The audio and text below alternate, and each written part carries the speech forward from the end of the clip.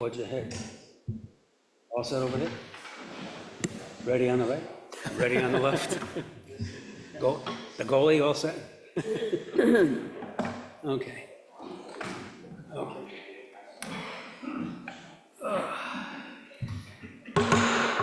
I'll call the Thursday, April 24th, 2025 meeting of the Cumberland Planning Board to order. Roll call. Mr. Zook. Here. Mr. Butler. Here. Mr. Bush. Here. Ms. Reese. Here. Mr. Dombrowski. Here. Chair's here, absent at the moment. Harry. Is Mr. McDonald. Mr. McDonald and Mr. Donald. Yep, Mr. McDonald's here. Yeah, I'm sorry. I apologize. Here. Wait a minute, I didn't call your name. Mr. McDonald. Here. Okay.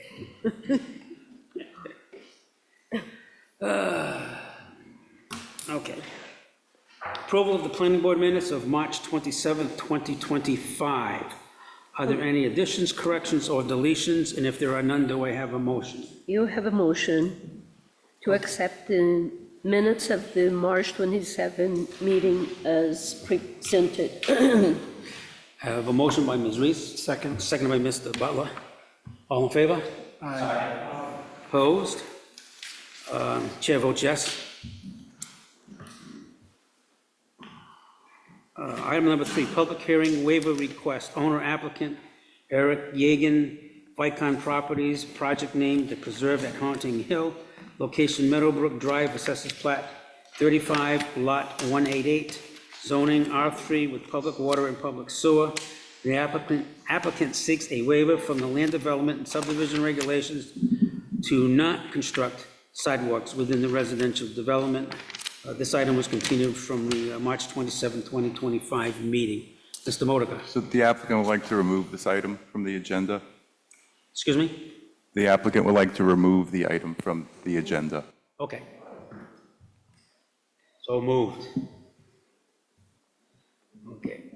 Item number 4, public hearing, minor subdivision, unified development review, preliminary plan, owner applicant Haley's LLC, project name 3435 Diamond Hill Road, location 4313 and 4335 Diamond Hill Road and 539 Nate Whipple Highway, assessors plat 26, lots 25 and 71 and 165.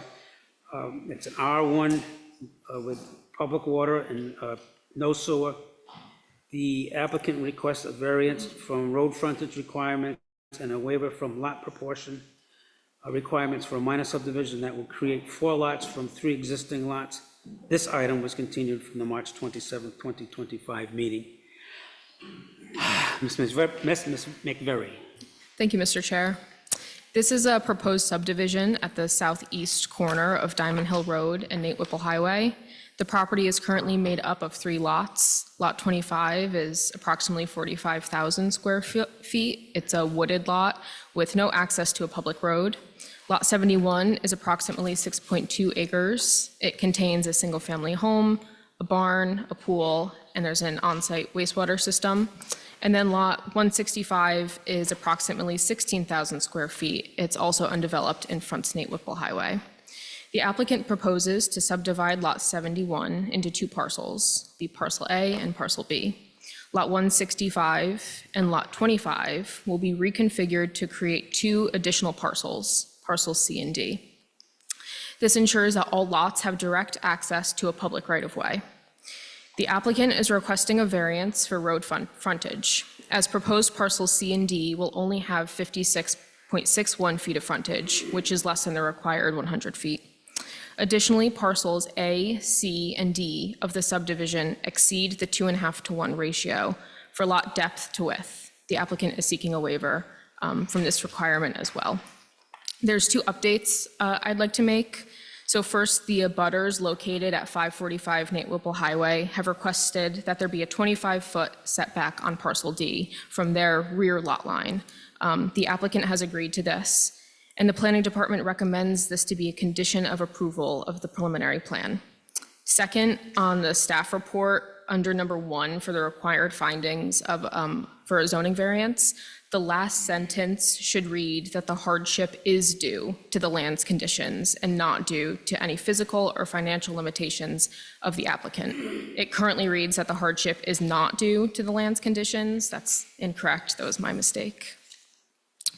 Overall, the planning department recommends approval of the zoning variance for lot frontage, as it will allow for 2 buildable lots that have direct road access, which eliminates any need for an easement across an individual's property.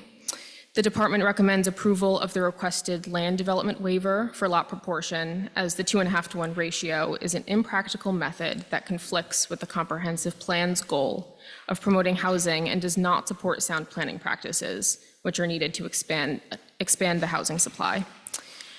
And then finally, the planning department recommends approval of the overall project, as it's consistent with the goals and purposes of the comprehensive plan and has no significant adverse effects on the surrounding area. Does the board have any questions for Ms. McVeary? Hearing none, we'll hear from the applicant. Thanks.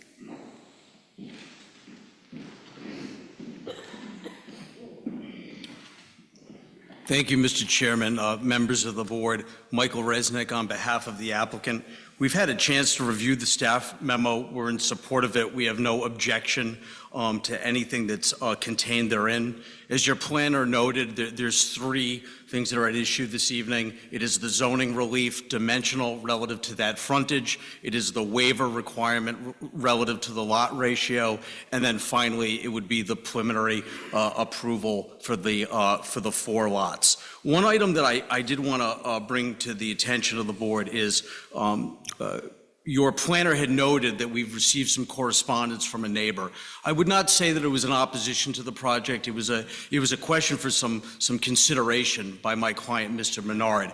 And as noted, one of the issues was asking, and let me just be very particular, that from the southern common boundary, there was a request that even though the town's ordinance is a 10-yard setback, that it be 25, and we're agreeing to that. The only caveat I wanted to add is that we did make an exception for the installation of OWTS construction and installation, as well as irrigation systems with respect to the lawn. So that would be the one items that we would be able to put within that setback. There would be no construction of any physical improvements other than those. The other item, there was a concern from the neighbor, the Gunters, represented by Attorney Ricker, relative to the location of the driveway. Now, under the town ordinance, there is no setback requirement for a driveway, but once again, in trying to work with the neighbor and obviate any issues before this board this evening, Mr. Menard has agreed, and I'd like to give you the language of the agreement. Haley's LLC, Mr. Menard, agrees to plan and construct any and all driveways for defined parcel D at the furthest western boundary of parcel D, but that would be subject to one qualification. Should the discovery of ledge and or other obstructions inhibit the construction of parcel D driveway, Haley's LLC agrees to construct the parcel D driveway in the furthest feasible location from the western common boundary. So we're going to put that driveway as far as we can. We don't believe there's ledge there, but out of an abundance of caution, that's one of the conditions. And with that, my understanding is that their concerns have been obviated. There has been an overture for us to sign an agreement with them. We will. We didn't have time to do it tonight, and candidly, I think it's superfluous. It's a condition. It's recorded. It's enforceable. So I believe that those comments have been dealt with. As far as an expert this evening, from Insight with Mr. Paul Carlson, who's our civil engineer who stamped the plans, I have his associate, Joshua Morrow, and he's happy to discuss the zoning relief aspect and discuss with you the required findings. He's also prepared to discuss the waiver and the appropriate items for your preliminary findings. However, I will tell you that He is in support, I am in support, and agree with the findings of your staff. So it's up to the board if you'd like me to bring Mr. Morrow up for questioning and to discuss the factors for each of those three reliefs we're seeking this evening. Okay. Before we continue, I just want to note for the record that Mr. Costa has entered the chambers at 6:42 PM. Does the board have any questions for Mr. Resnick?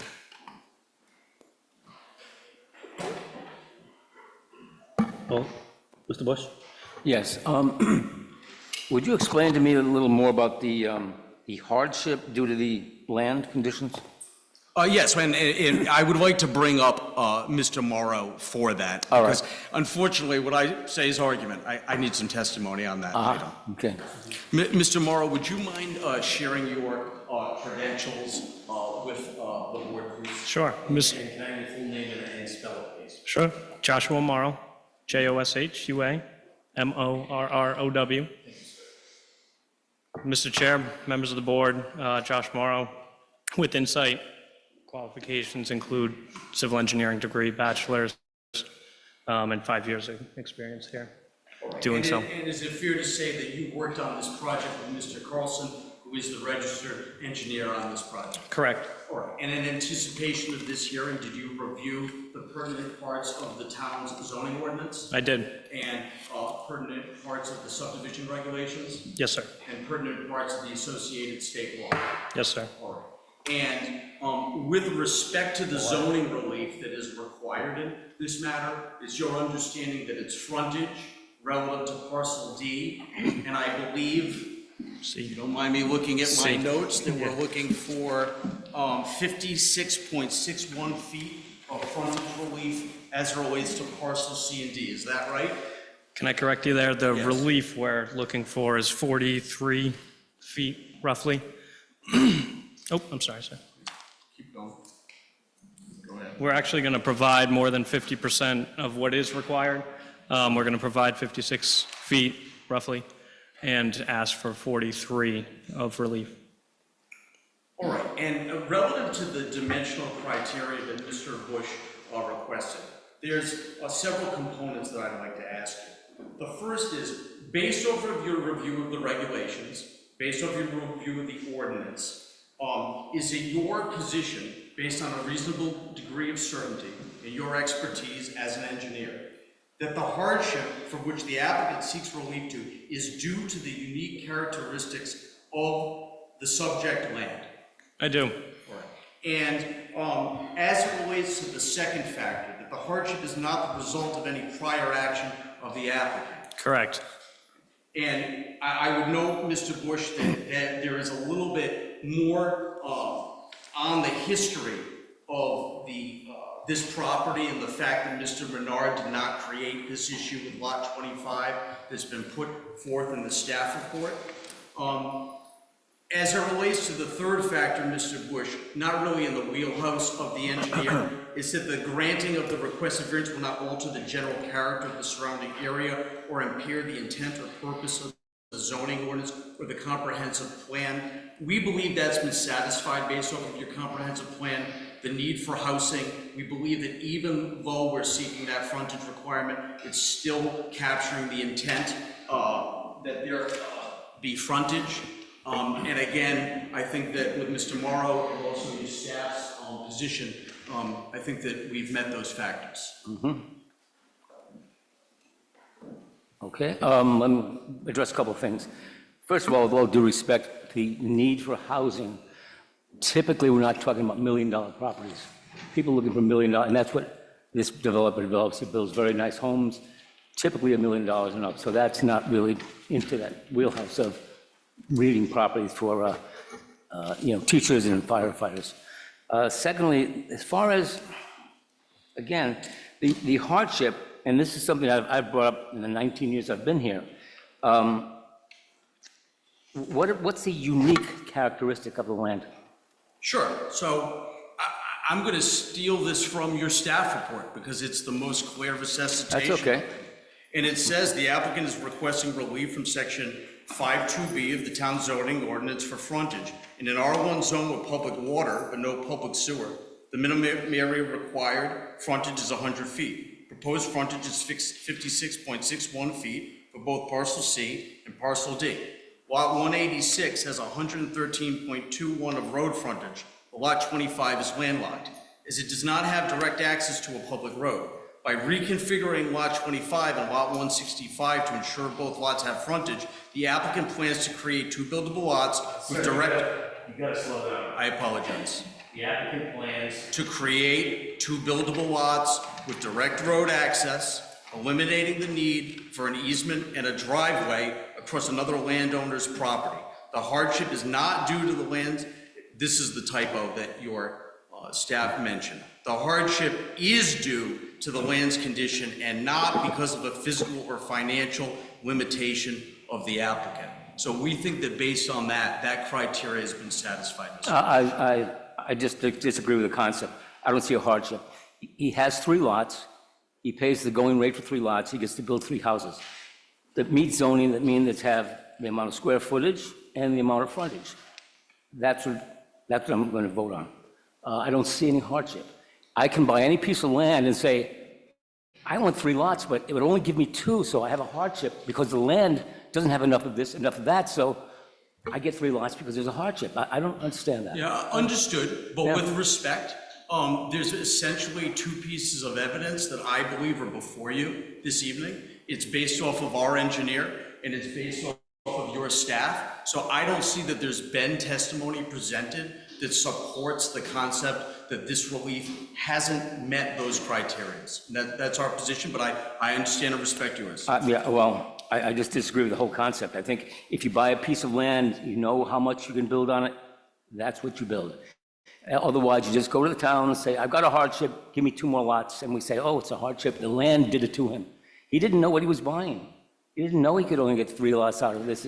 He knew what he was getting when he walked in. I'm not blaming him, but that's what developers do. Please understand Right. one item, is that the law has changed as it relates to the granting of dimensional relief, and financial gain, financial profit, that type of intent is totally irrelevant. I think Mr. Morrow had something that he'd like to add. Excuse me, before I forget. Financial gain is irrelevant to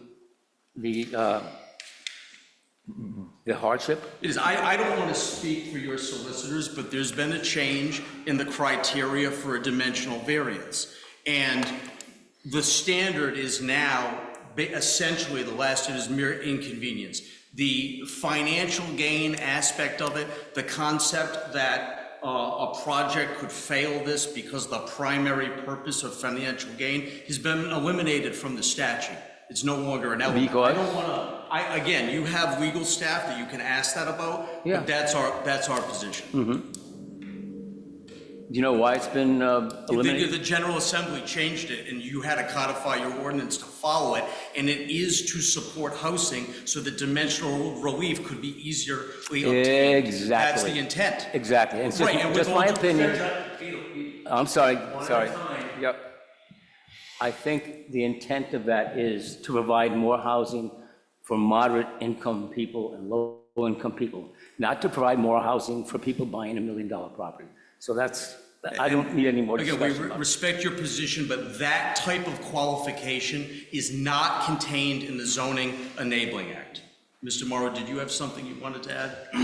I wanted to stay away from the housing conversation and speak about your question that was rooted towards what is the hardship. Yeah. We believe from a zoning standpoint only that we are making these 2 lots progressively better. Lot 25 does not currently have frontage. Lot 165 is not buildable by area. It's substandard by area. And we've worked with the planning board and discussed it. And moving forward, the best route was to ask for a frontage relief on both lots in order to further Sure. comply. I understand. And reduce the informalities of the existing conditions of Right. both lots. I understand that's the best for your client, which is who you're representing, so I understand that completely. And if I may just finish, there was one factor that I'd like to ask Mr. Morrow about since we started, and that's the last factor. Mr. Morrow, in granting a dimensional variance, The hardship suffered by the owner of the subject property here, Mr. Menard, if the dimensional variance is not granted, amounts to more than a mere convenience. Do you agree with that statement? Sure, yeah. And is that to a reasonable degree of certainty based off of your profession as an engineer? Yes, yes. Thank you very much. Excuse me, I have a question about that. It's more than a mere inconvenience. What is it? What's a mere inconvenience? What is the inconvenience No, he's suffering? it's a term of legal art that has been defined differently in different cases. It's hard to give an exact description. For Right. that kind of question, you might want to defer to your legal counsel. I don't want to give you a position that's contrary to their opinion. Again, I'd like to say that, and nothing against the developer. The mere inconvenience is you're going to make less money with fewer lots. So the statute reads that Mr. Resnick is referring to, and I'll read it to you. If the dimensional variance is not granted, amounts to more than a mere inconvenience, meaning that relief sought is minimal to a reasonable enjoyment of the permitted use to which the property is proposed to be devoted. That would be the definition of variance. Say that last line again, I'm sorry. Yes. Meaning that the relief sought is minimal to a reasonable enjoyment of the permitted use to which the property is proposed to be devoted.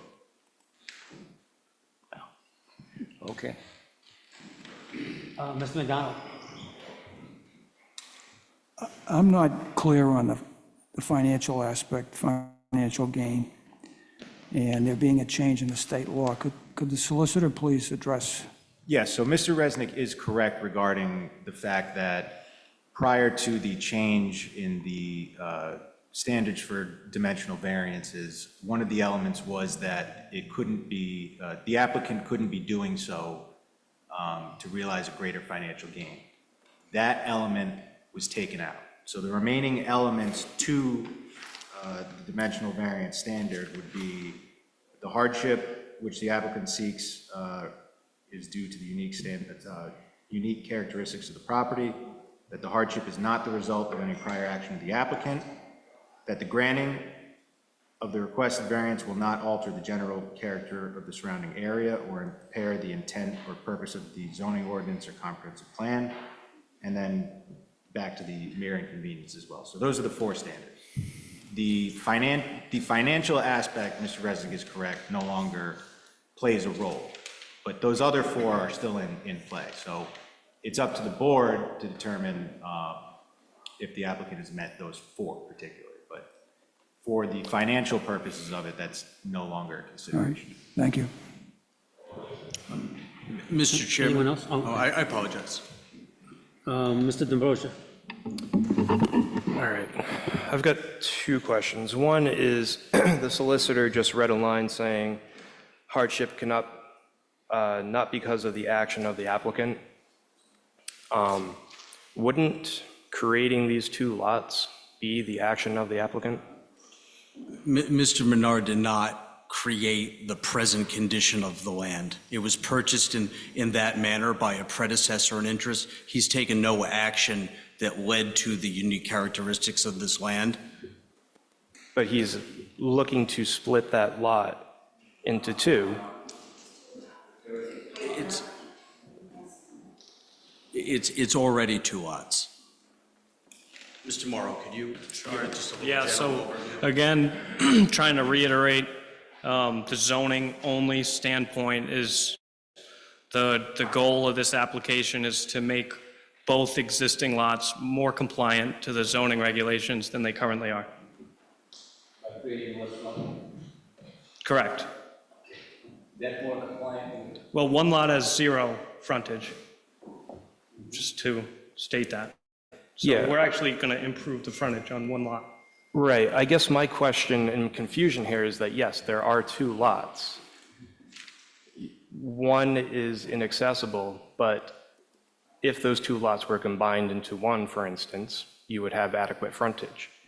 You're creating a hardship by splitting it into, or maintaining two lots, therefore splitting the frontage in half and not meeting that requirement. Yeah, we're not creating the hardship. The hardship exists at the time that he purchased the property. So it's the point in time that is appropriate for the analysis. And it's not the plan that he has now. It's the parcel and why it requires the relief that we're seeking. That's what the hardship is based off of. I just don't see he has a hardship. He bought the land knowing what he was buying. You know, that's, That's not a factor in the analysis. If you knew what you were buying or what your investment back expectations are, that is not a criteria. That's not before you, with respect. It's not a category. It's not an element of the zoning relief sought, the waiver sought, or the preliminary relief sought and the findings required under law.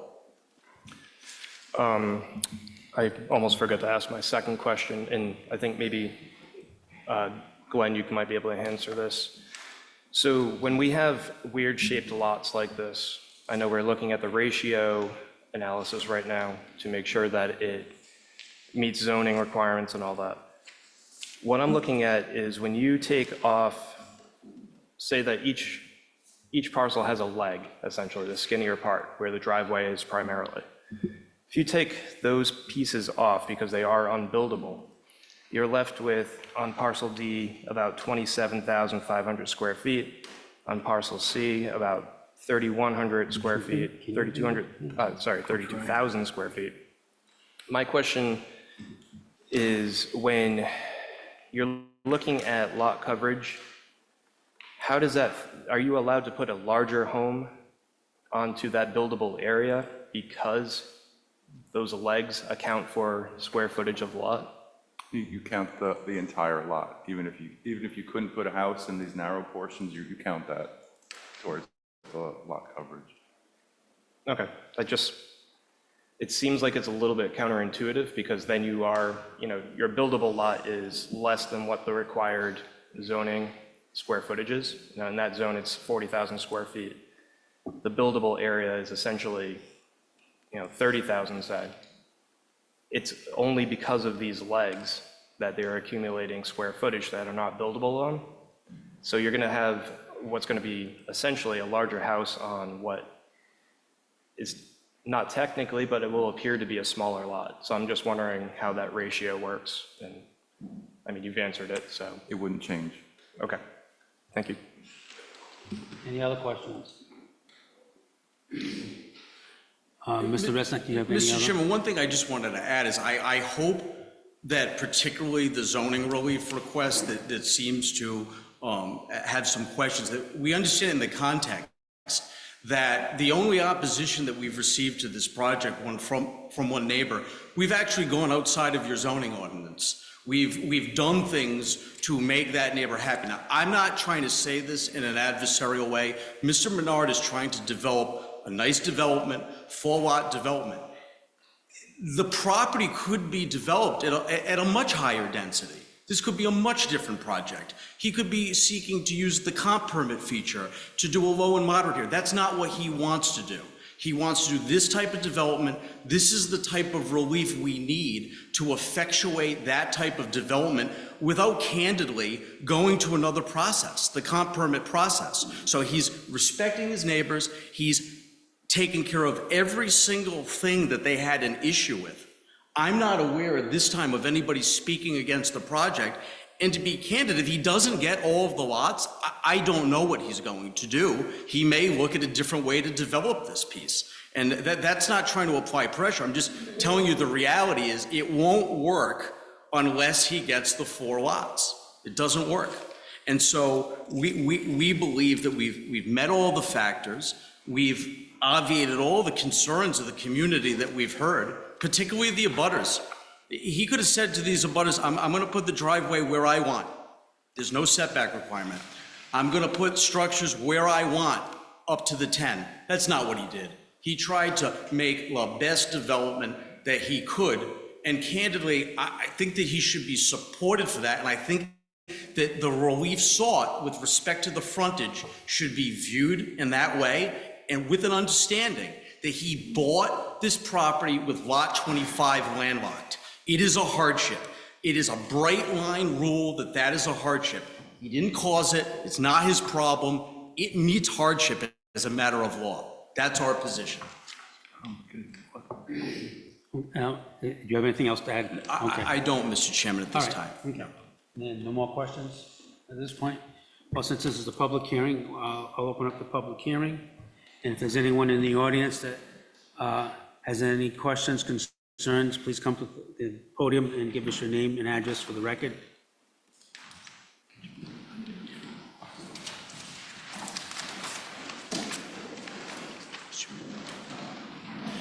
Richard Boucher, I live at 535 Nate Whipple Highway, so I'm the neighbor of, I guess, looking at it from northbound, the left side of the house, of the lot. Personally, I have no, sorry, Boucher, Boucher. No problem. Personally, I have no problem. I actually, looking at the design, I think as being a neighbor, it looks really good. My only question is just the setback for the driveway. I didn't realize I had the opportunity to address questions about the build ahead of time with the company. So I was just wondering if that same rule or agreement with the other neighbor being set back from their side, if it'd be the same for ours. But just as far as support-wise, I'm all for it. I don't think it's going to affect any of the property values. I don't think it's going to be a negative at all to the area. So I just, as a neighbor, I just want to express my viewpoint of it. Okay, thank you. Is there anyone else who wishes to speak? Mr. Chairman, do you want me to respond? Yes, you can, because he did have a comment that needs to be addressed. Yes, so with respect to the potential of expanding the setback on that side, we really have to look at it from an engineering perspective in order to do that. We're a little bit concerned that the concession that we've given to the other neighbor may squeeze us a little bit, but I would represent to this board, I've spoken to Mr. Menard, we will look at it, and if it's feasible, it's certainly something that we would consider discussing with the applicant. It's just a little bit hard right now to agree to it with not understanding what it would do to the geometry of the property. Okay, thank you. And I'll give that gentleman my number so we Okay, can do sure. that. Yeah. Is there anyone else who wishes to speak? In the queue. If anybody online would like to speak to this item, hit the raise hand icon. No, there's nobody. Okay, thank you. I'll close the public hearing at 7:08 PM. Restrict comments to the board. I think at this point, I'd like to hear from everyone on the board what their position is, how they feel. I understand and respect Mr. Bush's perspective, but I also see the applicant's case, that you do have a pretty substantial existing lot that is landlocked, that the applicant can't build on because there is no frontage and no access.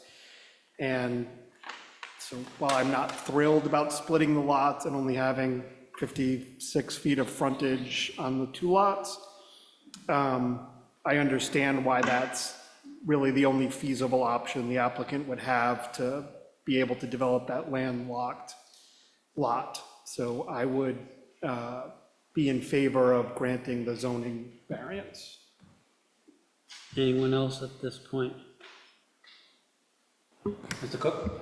So, Thank you. Yeah, I'm in favor of the plan as proposed with the conditions discussed. In my mind, the potential development that would most likely result from this plan, I feel would fit with the existing neighborhood. So yeah, I'm in favor in general of this. anyone else?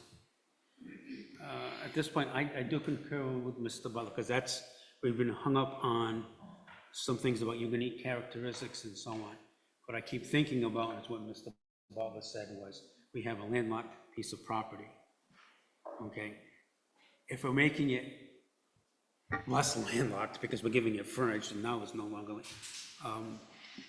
landlocked, and in order for us to do that, we have to distribute frontage along the adjoining lots,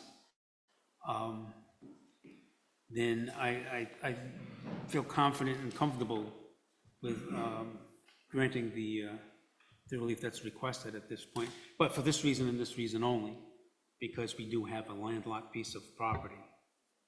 Otherwise, I would say, why are we trying to add another lot in there?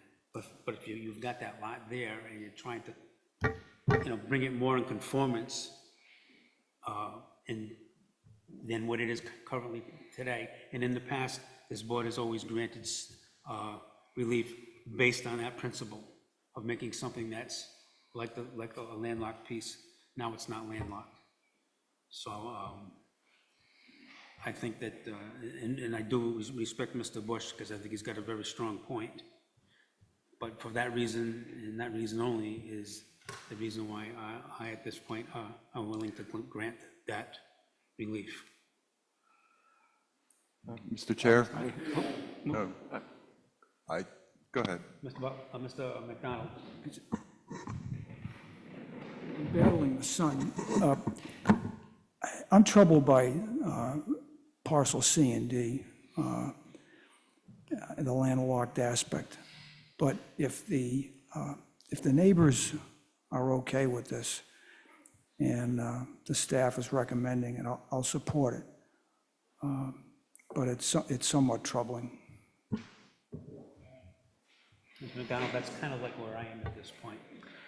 The only question I have for our legal counsel is,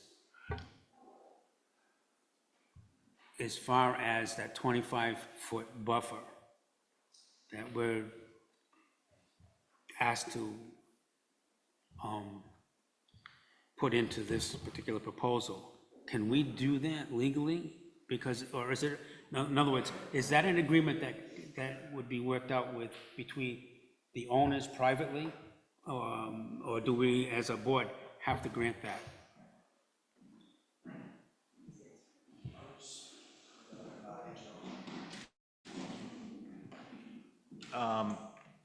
I think that at this point, the board could see that the parties could agree on that, and I don't see any issue legally with it. Well, I don't disagree with it. It can be a special condition. It's kind of a unique thing. So I don't see there's no legal issue that jumps out to me. Okay, that's my point, is imposing, this kind of requirement, and whether it's something that would be worked out between the abutters, rather than something that, whether the town has the authority to incorporate that in their vote. The town can make it a special condition, right, of approval, and if it kind of calms the neighbors' worries, I mean, that's the whole point of public comment, is for the applicant to work with the neighbors to kind of. I hope I was clear about Of course. what I was but getting at. It's a mixture of both. The town can do it as a special condition to satisfy the neighbors, essentially. Okay, thank you. I got something to say. Mr. Costa. Just a quick comment. Mr. Chair, I'm sorry. Mr. Costa, you came in late, so you can't vote on this matter. Okay. Thank you. Thank you. And I have two things to add, Mr. Chair. Okay, Or one thing, that was one of Mr. them. Modica. And Mr. Butler, you mentioned, about the landlocked lots not being buildable, but landlocked lots are pre-existing non-conforming lots of record. They can be built upon. So you would need an easement to get to it. But so he's going from 2 buildable lots to 2 buildable lots. There's not a net gain of buildable lots. Yeah. Well, if you did an easement, that can get sticky moving forward. I've seen that happen before, and all of a sudden, you've got abutters and don't get along very well, and all of a sudden, that's my property, and even though there's an easement, then they next thing they're butting heads all the time. So I can appreciate that position at this point. Anyone else? Okay. Yes, one question. Mr. Bush. Mr. Resnick, has your client purchased the property yet? Yes, my client. Okay. Okay, thank you. Pleasure of the board. Mr. Chairman, I'll make a motion in regards to 34 35 Diamond Hill Road, that we approve the request for a variance from the road frontage requirements based on the findings of fact in the Planning Department's memo to the Planning Board dated March 19th, 2025, with the edit to finding of fact number 1, removing the word "not" in the last sentence. It should read, "The hardship is due to the land's conditions or any physical or financial limitations of the applicant." I have a motion by Mr. Butler. I have a second. Second by Mr. Zuck. Any other discussion? Hearing none, I'm assuming we're gonna need a roll call vote at this point, so, Mr. Zuck? Yes. Mr. McDonald? Yes. Mr. Butler? Yes. Mr. Bush? No. Ms. Reese? Yes. Mrs. D'Ambrosia? Yes. Okay. And the chair will also vote yes. I believe if my count is correct, it's 6 yeas and 1 nay, the motion carries. Mr. Chairman, I'll make a second motion in regards to 3435 Diamond Hill Road, that we approve the preliminary plan. Actually, can I combine the waiver and the approval of the preliminary plan in the same motion? Or do we have to do separate, one for the waiver, one for the preliminary plan? You can combine them. Okay. So I'll make a motion that we approve the preliminary plan with a waiver from the lot proportion requirements, with the condition that there be a 25-foot setback on parcel D from the rear lot line. The recommendation is made based on the findings of fact included in the Planning Department's memo to the Planning Board dated March 19th, 2025, outlining that the preliminary plan is consistent with the goals and purposes of the comprehensive plan. Motion by Mr. Butler, do I have a second? Second by Mr. Zuck. Again, I will do a roll call. Mr. Zuck? Yes. Mr. McDonald? Yes. Mr. Butler? Yes. Mr. Bush? No. Ms. Reese? Yes. Mr. D'Ambrosia? Could I interrupt you guys for a minute? Excuse me? Could I interrupt you guys for a minute? Did you take a vote on zoning yet? Oh, I'm Yes. sorry, I didn't hear that. Go ahead. Yes. And the chair votes yes. And again, the vote carries 1, 2, 3, 6 yeas and 1 nay. The motion carries. Thank you. Next item of business. Item number 5, public meeting, formal development plan review, owner applicant Keegan Labonte, project name Valley View Commons, location 33 Prospect Street, assessors plat 1, lots 10 and 11, zoning R2 with public water and no public sewer. The applicant requests formal development plan review for having cleared more than 10,000 square feet. And Mr. Modica, I understand that we're going to listen to both these items, 5 and 6. We're going to combine, jointly. right. So also as a public hearing for a minor subdivision preliminary plan, owner applicant Keegan Labonte, project name Valley View Commons, location 33 Prospect Street, assessors plat 1, lots 10 and 11, zoning R2 with public water and no public sewer. The applicant seeks preliminary plan approval and unified development plan review for a minor subdivision that will create 4 lots from 2 existing lots. The project requires a waiver from lot proportion requirements. Mr. Modica. Thank you, Mr. Chair. I'm going to start with the formal development plan review application. The reason it is formal DPR is for there was ground disturbance, clear cutting of trees in excess of 10,000 square feet.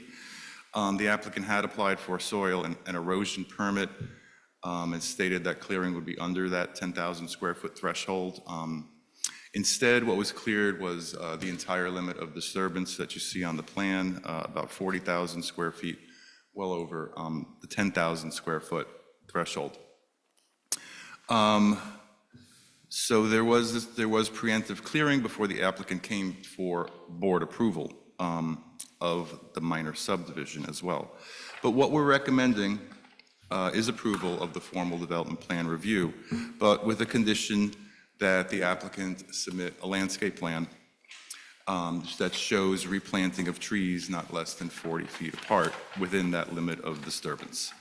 And that will be recorded as part of the final plan for the development plan review. And to note in your staff report, that condition of the landscape plan was a condition in the staff report for the minor subdivision. But since minor subdivision is just about moving lot lines, there's not clearing that is associated with it. That condition is going to be part of development plan review and removing it from minor subdivision. Moving on to the minor subdivision, the board received an initial packet and staff report, and we sent an updated report and plans. Basically, the only thing that's changed is that the proposed two-family condominium is no longer condominium. It's going to be a two-family rental. For this subdivision, there are 2 lots involved. One of them has an existing house. The applicant proposes to create 4 lots. One which will have the existing house, one for the proposed two-family dwelling, and 2 other lots for 2 single-family dwellings. All of these lots will need a waiver from the regulations because they don't meet the 2.5 to 1 lot proportion standard. And as we've discussed at our prior meeting and with the previous application, our 2.5 lot proportion standard does not really address or assess the linear footage of the lot with relation to its area. It's just not a very artful way of calculating or creating lots. And so we have discussed shape factor, which is something that we're going to bring to you as a revised zoning ordinance. And these lots range from about 3 to 1 to a 5 to 1 ratio. In reality, nobody sees what a lot line looks like. And that's important here because in this case, on Prospect Street, every house fronts the road. And with the proposed development and even with the waiver for the lot proportion, the proposed houses will also be sited near the road. So it'll be aesthetically compatible development that's going to maintain the streetscape of the surrounding area. So we're recommending approval of the waiver for lot proportion, and we are recommending approval of the preliminary plan with no conditions, unlike that says in your staff report. There were 2 conditions in the staff report. We received the fire department advisory yesterday, and I mentioned earlier, the condition on the landscape plan is going to be part of development plan review. Thank you. Board have any questions for Mr. Modica? Ms. McDonough? I should have done the math when I read this morning, but if within the limits of disturbance, trees are to be placed no more than 40 feet apart, how many trees are we talking about, do we know? Maybe 8 to 10. I'm sorry? Maybe 8 to 10. It's beyond, taking out the area for the houses, what's remaining. Is that 8 to 10 in total on all the lots? Approximately. Did he say why he chopped down 4 times what he was allowed? The applicant is here. Okay, I'll ask him. Thank you. Any other questions? Mr. D'Ambrosio? First question, the condition for landscape plan, is that an official landscape plan designed by a landscape architect? Stamped by a all that? landscape architect. Okay. Second question I have is maybe for the applicant. I'm wondering what is up with the lot lines here? Like, why are they just not straight? Is there a particular reason for that? Yeah, that would be a question for the engineer. Yeah, okay. Mr. D'Ambrosio, what types of trees would you recommend? I think that's important to address. Yeah, this is a pretty open-ended answer there. I mean, I think considering there's it was wooded, preferably it'd be native trees. But I think as long as they're not invasive species and they get to be shade trees to help get some of that canopy back, I think that's really all I can ask for. So we're not looking, the difference, evergreens and deciduous trees, it doesn't matter. No, I don't think that matters in this case. All right, thank you. Anyone else? Thank you. All right, Mr. Modica, thank we'll you. hear from the applicant.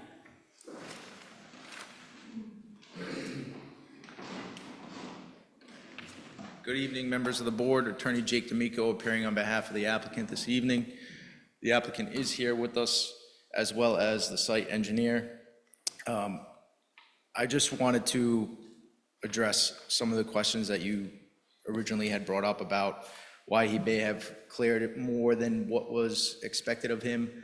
The applicant, if you could see in the plan that was submitted, it shows the clearing area. I think what happened was he was just mistakenly had cleared what was shown on the plan, which obviously exceeded his 10,000 square foot limit. Just obviously an inconvenient mistake, but that's why we're here tonight, to hopefully submit a landscaping proposed plan that will suffice and make the board happy. The other quick question that you guys had brought up was about the lines, the proposed lot lines. We can have Josh Morrow step up here. He was already sworn in as an expert a little earlier. We can bring him back in and can ask him a couple questions that might make the board a little bit more comfortable. Mr. Stenographer, you need my name again? Spelled? No. Okay. Board? Good. Oh, forgive me. Oh, okay. Perfect. I just wanted to get a note. Got it. Thank you. So, as they had mentioned, I'm assuming, but I'll let you do the speaking as to why the lot lines are proposed Yeah, the way that they are. So they look funky from a planning standpoint. They're angled, and it's mainly to comply with the zoning ordinance and the regulations to meet them in a fully sufficient manner. So what is being proposed does meet all the zoning requirements. The one that it doesn't is this infamous 2.5 to 1 ratio, which, as staff has mentioned, doesn't really take into the totality of what we're looking at and treats every lot as though it's a perfect rectangle. But other than that, we have all the other zoning proportions and dimensions that are required by the code. Board, have any other questions? Okay, thank you. At this point, I'll open up the floor for anyone who has any questions or comments regarding this proposal. Just please come to the podium and give us your name and address for the record.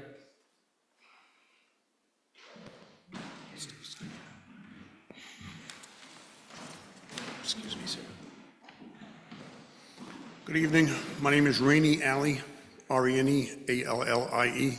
I live at 15 Myrtle Street, which is across the street from proposed construction. I visited the planning board one day just to try and get a little information, but I haven't heard anything as far as where's the septic system supposed to be going? What kind of parking are they planning? Because that street tends to be on the narrow side. It can't support an extra 8 cars being parked on the street.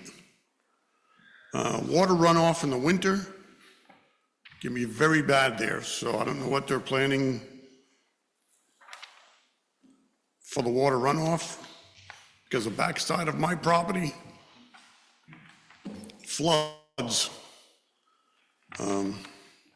especially during the spring thaw, when all the snow melts. It'll be nice if we had more information available. That's it for the moment. So at this point, you hadn't had an opportunity to look at the plans whatsoever? It's just a little, not much. Okay. This was probably a month ago that I was across the hall. Board, have any questions? Could we ask that the owner or engineer address the commenters' questions? Absolutely, that's the next. Thank you. I didn't know if anyone had Oh, questions for the gentleman. Thank you. Maybe expand on some of the issues that he may be able to afford us. So at that point, we'll hear from the applicant and his engineer regarding this gentleman's questions. Located here, just because I'm curious. On the plan. Are you in the back? I'm across We the might have street. missed it when you said. All right, this, Yeah. I'm sorry, I was just asking the gentleman where he was, where he lived roughly, just out Where's of Myrtle? curiosity. okay, I am Over here, on the other side. Well, Prospect Street. The backside of my property is on Prospect Street. Okay, understood. All right, thank you. If I may? Yeah, of course. As far as stormwater, we plan to comply with all the regulations. Yourself, you're across Prospect Street, is that correct, from the development? I can tell you that all of the runoff from this development is going to flow downhill, which is not towards the street. So your property, in essence, will never be affected by this development. I can go further and say even those sites downhill, we have hundreds, if not 1,000 feet between the development and those properties that are lower. So we will mitigate any stormwater impacts. Where's the cesspools planning in front of the house or behind the houses? No cesspools, there'll be septic systems. They're designed, permitted already. We have those permits in hand, and they are located in the back. Everything will go to the back. I think, Mr. Butler? I think the other question that he asked was about parking. Parking. It looks like they're two-car driveways. Yeah, the goal is to provide 2 for each house at a minimum.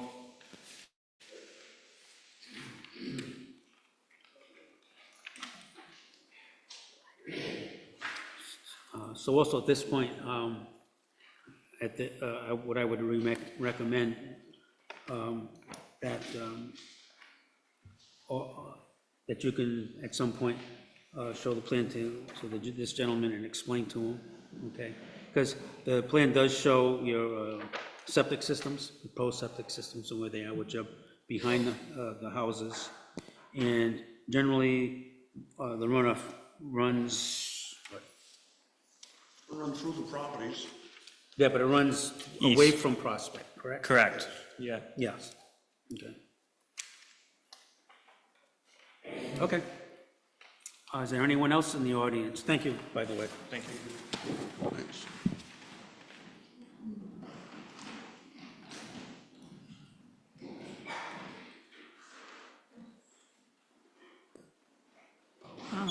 My name is Shirley Scully. Shirley Scully. S-C-U-L-L-Y. I live at 47 Prospect Street, which is the adjoining property. I agree with everything the previous gentleman said about the area. It's a very quiet area right now. There's not a lot of traffic on the street. It's a street where people walk their dogs and wheel their babies around in strollers. You can go out and see the rabbits and the deer in the woods and stuff. And that's all gonna change. And as far as water, at 47 Prospect, which is down, I have the basement apartment, which is down a slight hill. And I got flooded out 2 years ago during that September rainstorm, to the point where I had to live in a hotel for 5 months while the apartment was gutted. And I don't know, they say it's gonna run off downhill, but didn't run off downhill where I am. So it's just gonna ruin the neighborhood. That's a lot of extra people on the street for a very quiet street.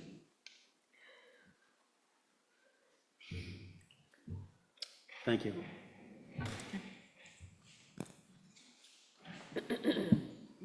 What I'm looking at in the plan as far as the grading is concerned, that it looks like you have swales created to capture the water on the property. And it will travel along what looks like joining property lines. Am I correct? I'm just trying to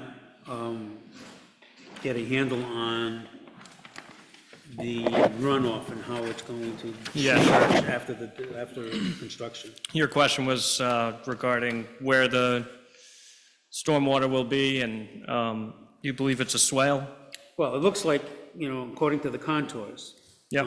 Okay, not all the way, but it seems as though it lends itself that it's going to shed away from, not only away from the houses, the adjoining houses, but also, must be easterly. Easterly, yeah. So I will say that the impervious area that we are capturing from the roof is going to be piped. It's going to be a closed system and underground infiltration, so there will be no runoff there. The grading that you see and the contour lines that you see are in addition to that. Knowing that, maybe the town's, or the street here does have a current pre-existing condition of stormwater, we're going to go do our best to make that better. Okay, thank you. Is there anyone else in the audience that has any questions? Is there anybody in the queue? Yes, there is.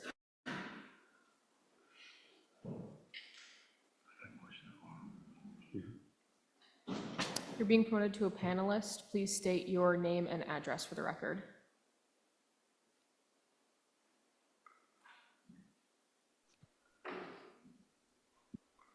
Hello? Hello? I'm not sure if you guys can hear me. My name is Taylor Millspaw, and I live at 50 Prospect Street, which is right across the proposed 2-unit dwelling. And like Rainey suggested, I'm a little bit concerned about the parking. I do want to say I am thrilled that you guys have changed the plans from the condos to the single units and the 2-unit house.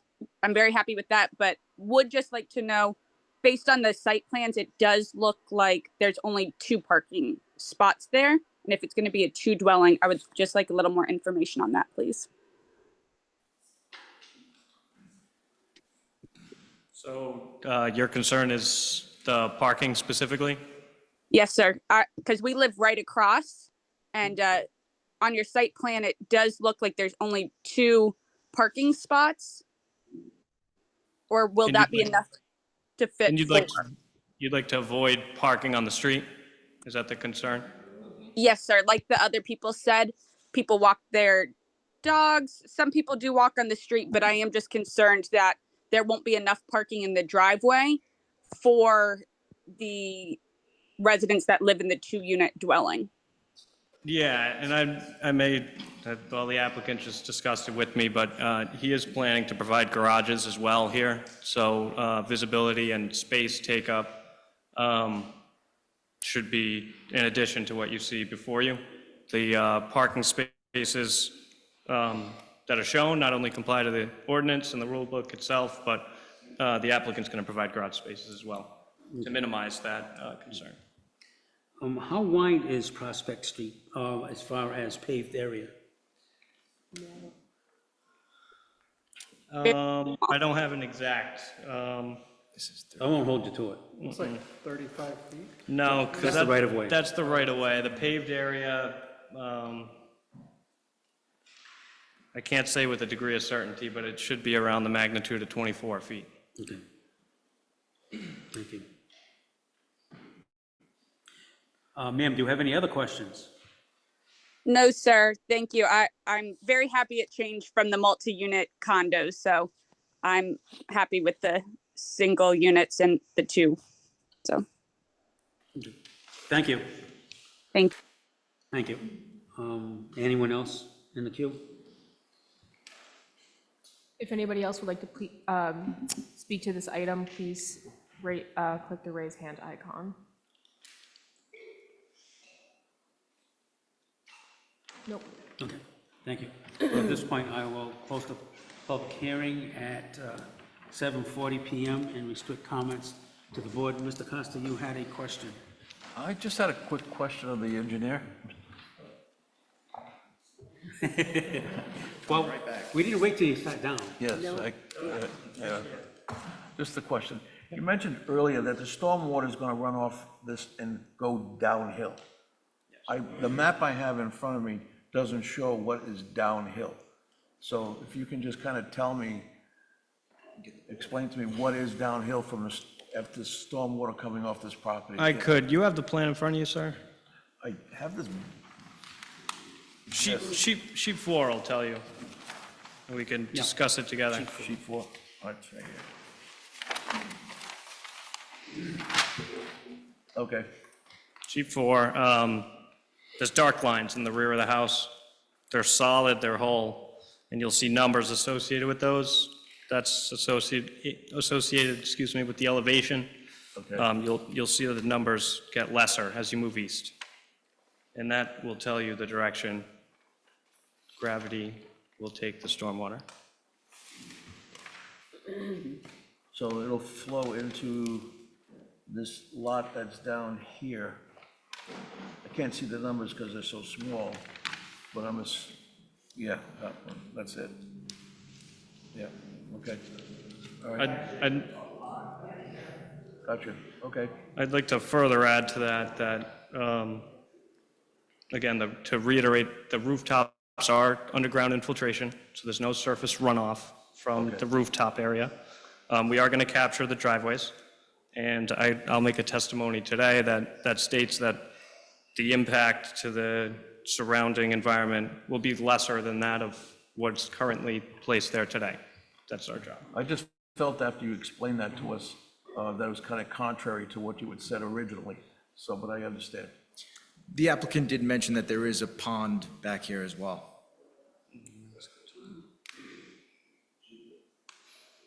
You see a pond?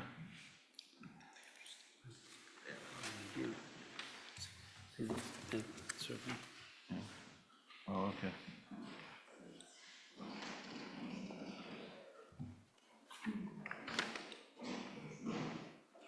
All right. Yeah, right here.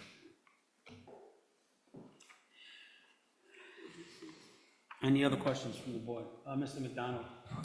I apologize if I can't find them, but the elevation lines, what's the interval? How many feet between lines? 2 feet, sir. Thank you.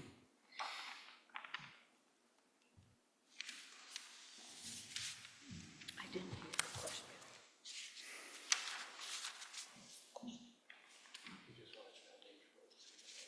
I have a question. Yeah, okay. You all set? Ms. Reese? I just want to clarify the parking in the garage. So there's a one-car garage in each one of the units, right? Just one garage and 2 parking spots. I'm not getting the answers, so. Yes, you're correct so far, yes. Yes? Yes. Just to clarify, because Yep. I think we talked about the garage, but we didn't say how many cars in the garage. One. One parking space will be But I available think in the the garage. owners went like that, so I'm assuming that it was one. Thank you. Any other questions? Mr. McDonald? This is sheet 2. If you look at the very northeast corner of Lot 2, and then you move down to the southwest, to the line dividing that lot with the one further south, it would appear with a 2-foot difference in lines And looking at the scale, it appears that you have a distance at the very northeast corner of AP1 Lot 2. That appears to be the crest of a hill. And again, moving to the southwest and going down to where the 230.02 is, you've got approximately 12 lines, which is a drop of 24 feet for a linear distance of 50 feet-ish. Now, correct me if I'm wrong, that's almost a 50% slope? Is that lot 31 you're talking about? It's on sheet 2, and it's this lot right here. It's marked AP1 Lot 2, 22.839 square feet. Oh, I'm yes. sorry, 22,839, or 0.524 acres. AP1 lot 11. I'm sorry? AP1 lot 11. 11, I'm sorry, yes. Yep. You're concerned that the slope there is too steep? Well, I'm just saying, it's steep. Existing, yeah. Proposed, our plan is to gentle those slopes Define gentle. to the maximum extent possible. We're able to relieve those slopes up until our property line ends.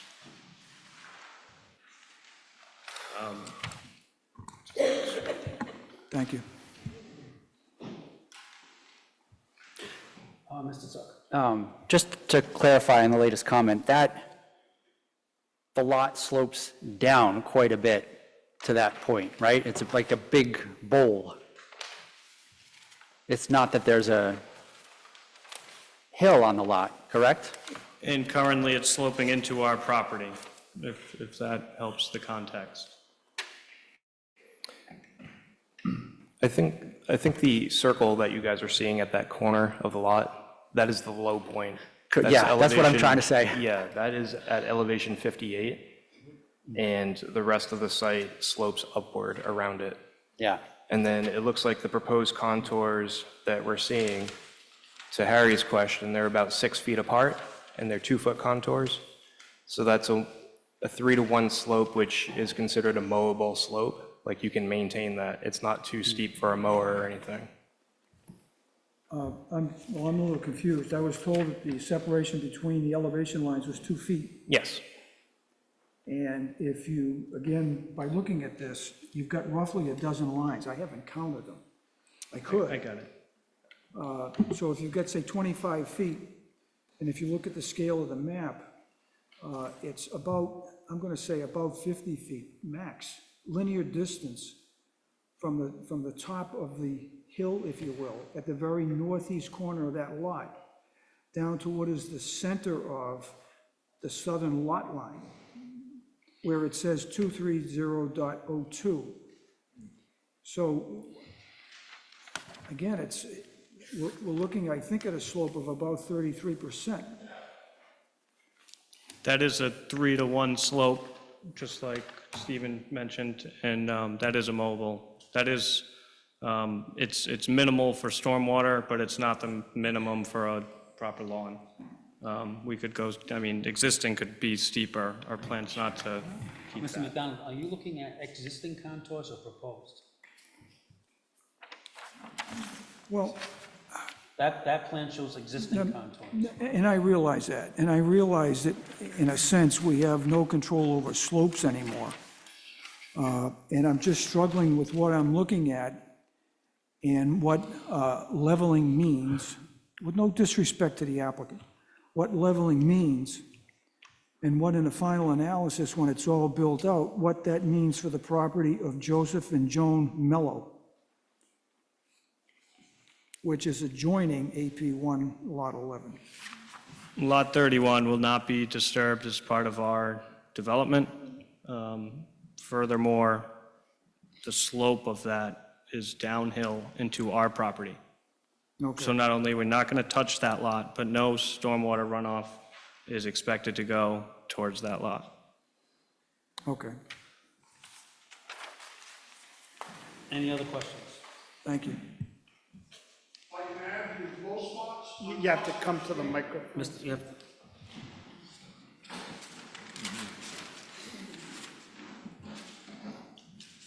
Just to add, the low spots on Prospect Street are behind my property, which is approximately pole number 4, which is listed on here, and 20 Prospect Street.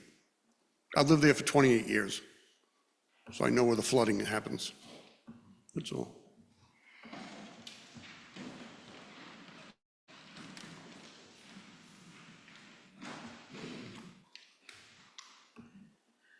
Ms. Logano? Is it appropriate to make a comment, or are we too soon for that? We seem to be increasingly faced with applications where we are dealing with drainage. This isn't going to solve the problem, but it's just somewhat frustrating to try and make the right call when water is unforgiving. And I'm not trying to make something of this application that doesn't exist, but those are the concerns I have, trying to do the right thing and not knowing exactly what the right thing is to do. Thank you.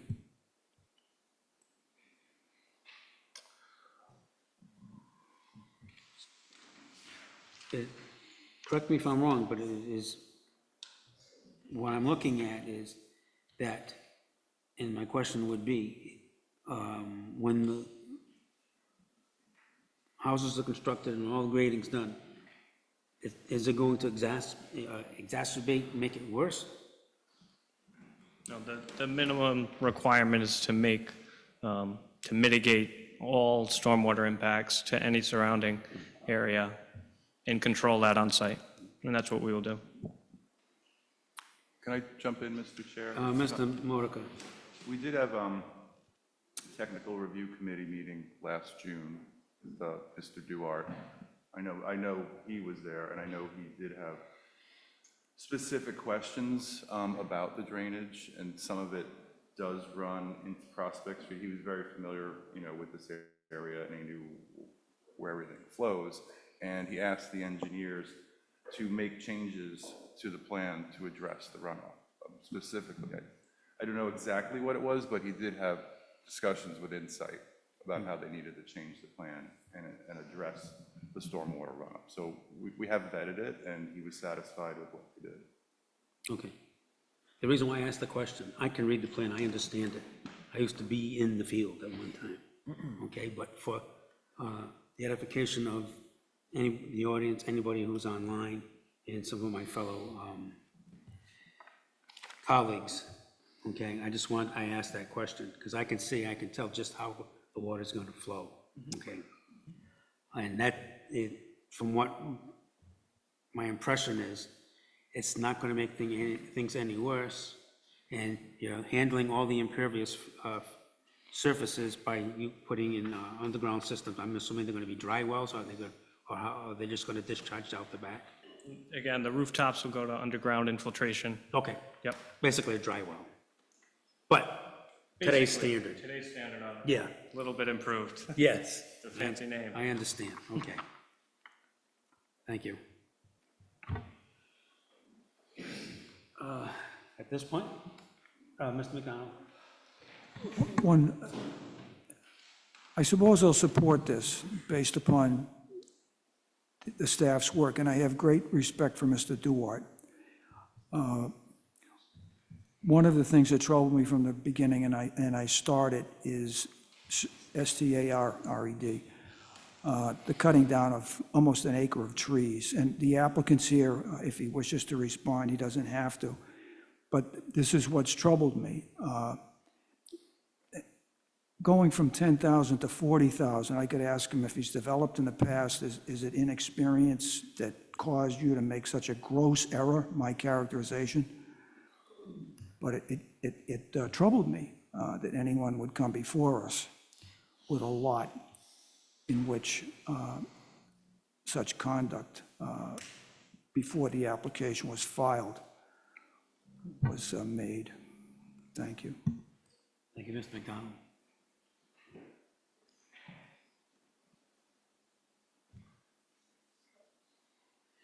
I mean, I do understand about the disturbance and so on, but also, as one of the stipulations for mitigation, once the final grading is done, trees will be put back or reasonably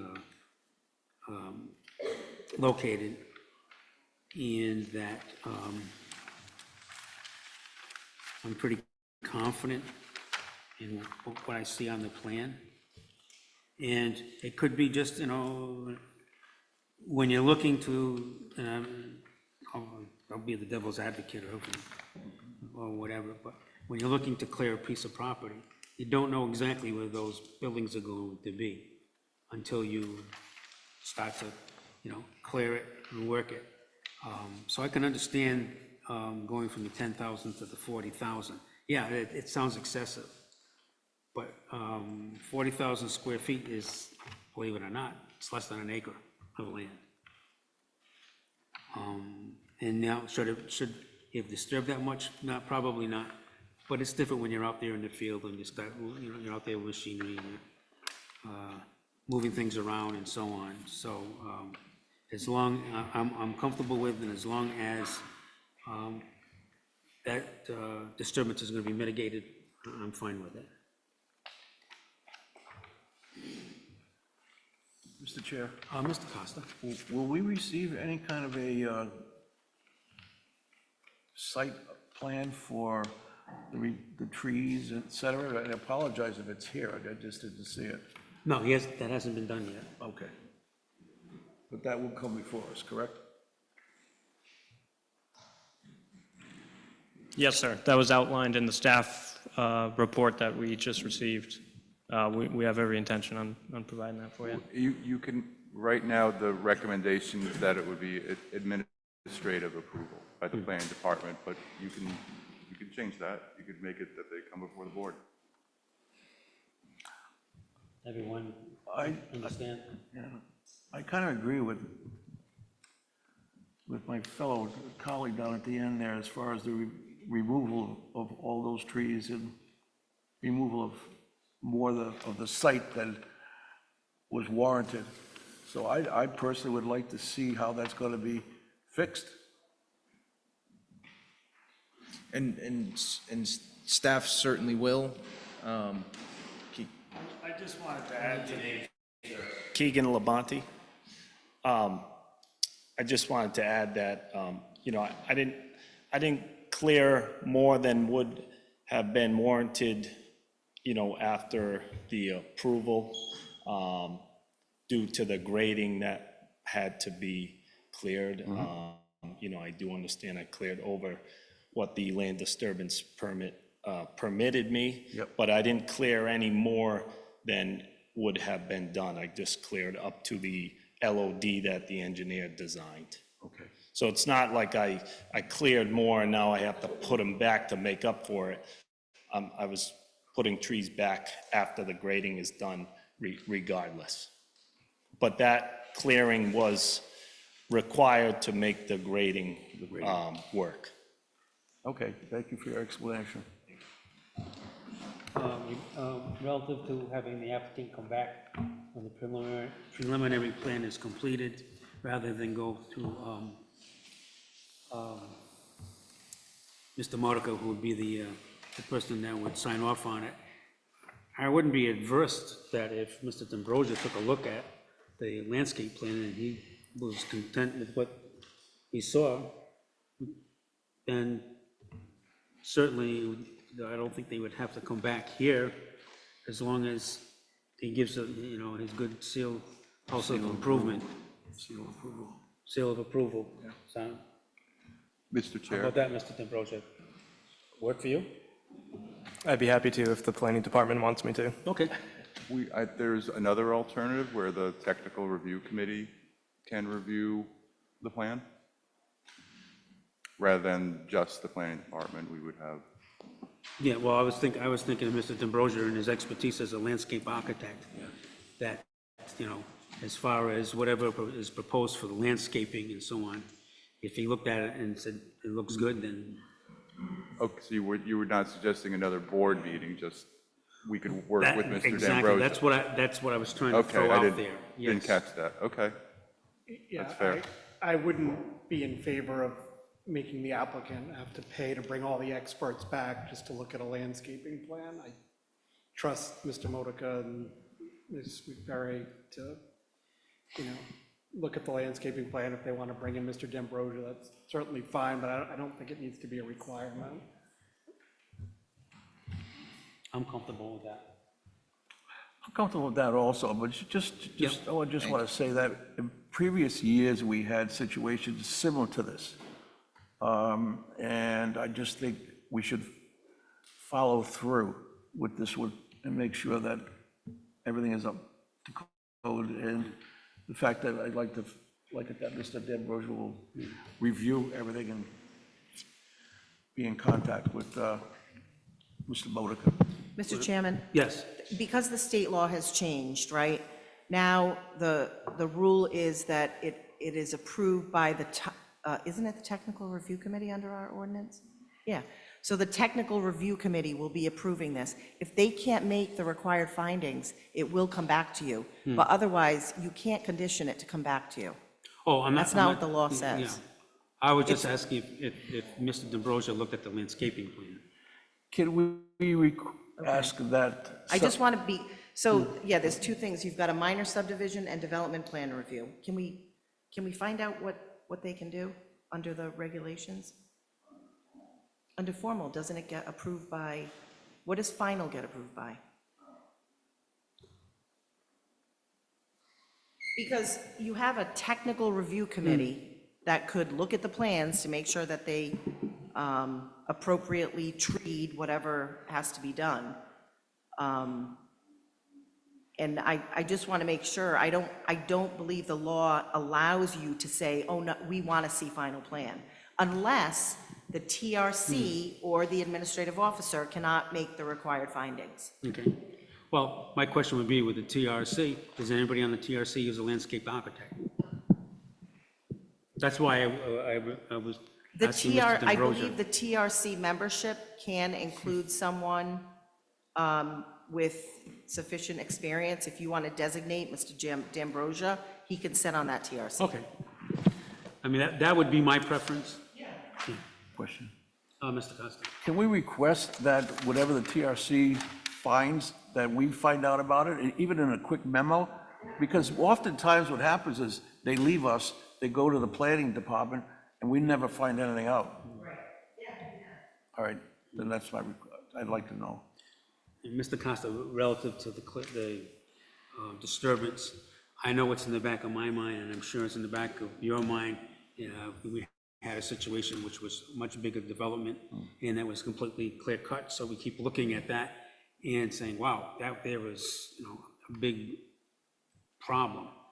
I don't see this as big a problem. Mr. Chairman, just to distinguish, though, that was a violation of an Absolutely. approved plan. Right. They're not in violation right now. I'm not trying to make a bit, but I kind of No. agree with Mr. Butler, like, you bring back all the experts. I mean, this is someone who's just trying to develop properties. No, I'm fine, I'm fine with that. I like what Mr. Butler had to say. And again, like I said, I'd like to see Mr. D'Ambrosio be part of the TRC to look at the plan and say, hey, I like this, and then, because I don't want to have the applicant come back, really, not for something that's can be handled in a different manner. So I'm just going to read the statute for final plan, for development plan review. So for formal development plan approval, the permitting authority, the planning board, shall delegate final plan review and approval to the administrative officer. And so that's pretty clear. And then the officer will report its actions in writing to the permitting authority at its next regular meeting. That's fair. Okay. So, but you could have Mr. D'Ambrosio take a look at the plans if that's something you want, but there's really no vehicle for it to come back to you unless Mr. Modica finds that they don't meet the standards for approval. Right. But I'm just looking at it from the point of view it's someone's bailiwick. And Mr. Modica and also his staff, they're phenomenal, okay? Yes. And I have full trust, I put my trust in them, but I was just looking, say, well, okay, are these adequate trees? Are these the proper trees that we should be putting in there, and so on, okay? And I was just thought that it would be helpful for somebody who is in that field to be able to say, yeah, I looked at, yeah, it looks good, you know? So, I'm okay with that. So with all that being said, if anyone else doesn't have anything to add, I'll entertain a motion. Absolutely. Mr. Chairman, I'll make a motion regards to 33 Prospect Street that we approve the formal development plan review as it is consistent with the provisions of the land development and subdivision regulations, with the condition that prior to final plan approval of the applicant's minor subdivision, the applicant must submit a revised landscape plan showing trees planted no further than 40 feet apart within the limit of disturbance. Recommendation, or the motion is made based on the recommendation of the Planning Department's memo to the Planning Board dated April 16th, 2025. I have a motion by Mr. Butler, do I have a second? So moved. Second by Mr. Costa. Any other discussion? Hearing none, all in favor? Aye. Opposed? Chair votes yes, motion carries. Mr. Chairman, I'll make a second motion in regards to 33 Prospect Street that we approve the preliminary plan as it is consistent with the goals and purposes of the comprehensive plan. This approval does include the waiver from section 6-E subsection 3 of the land development and subdivision regulations regarding ratios, as outlined in the Planning Department's memo to the Planning Board dated March 19th, revised April 17th, 2025. A motion by Mr. Butler, seconded by Mr. McDonald. Any other discussion? Hearing none. All in favor? Aye. Aye. Opposed? Chair votes yes, motion carries.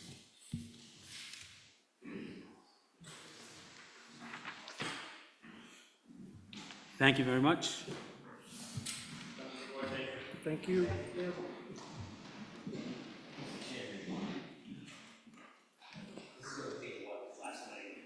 Okay, sure.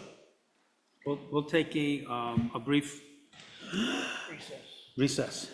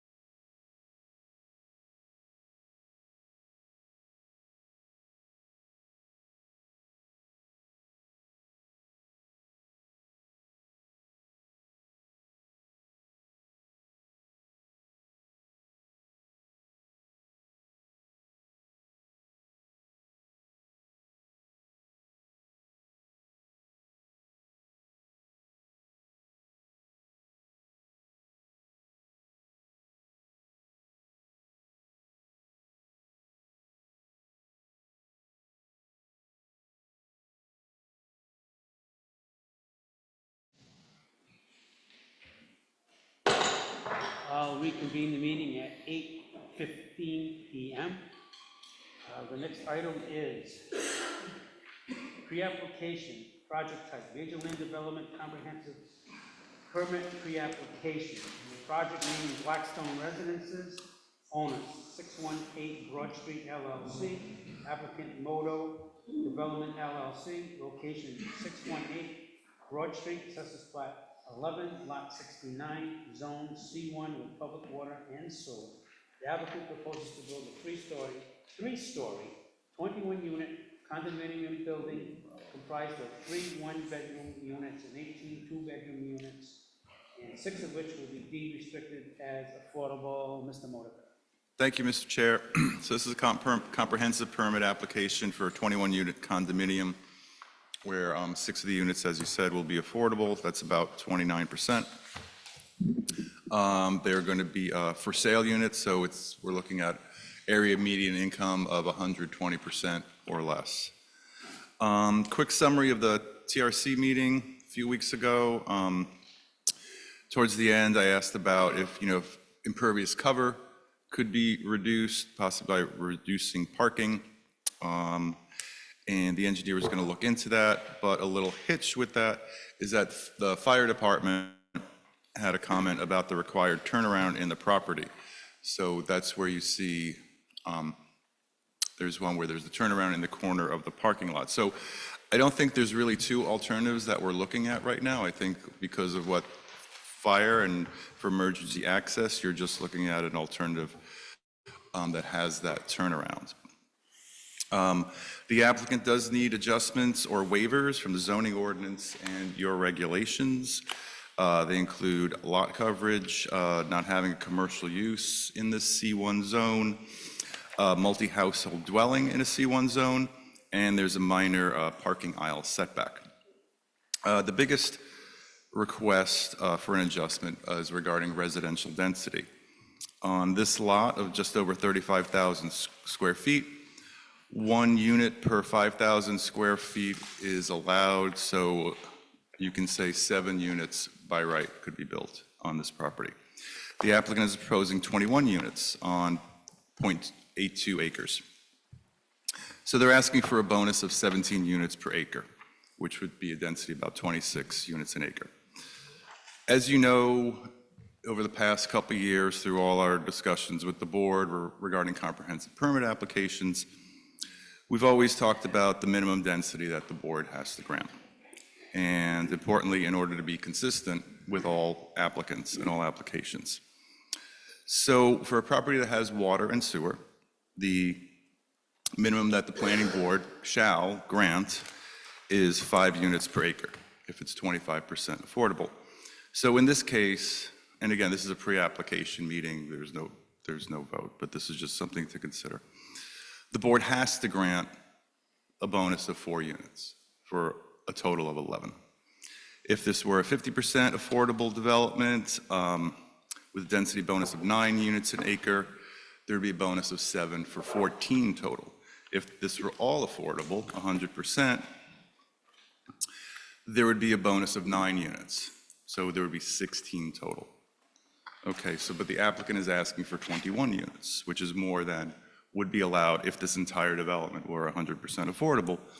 And the board and the town needs more affordable housing. We still have a long way to go. So the density that the applicant has requested, seems to be a little high. If you look at the neighborhood, there's a mix of different kinds of housing. There's 3 and 4 families in the brick worker housing to the south, associated with the Ann and Hope Mill.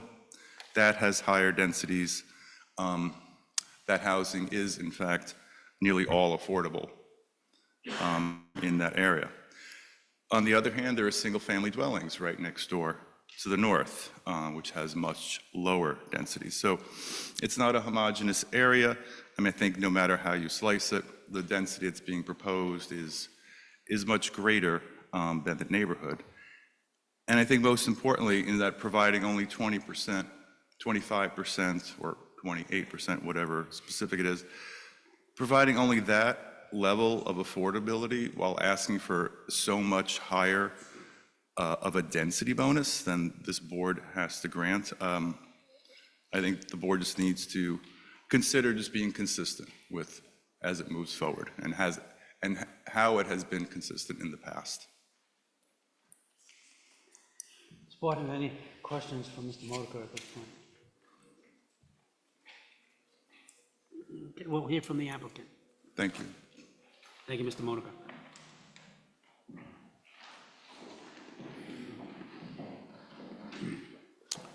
Good evening. My name is Dylan Conley. I'm the attorney on behalf of the applicant.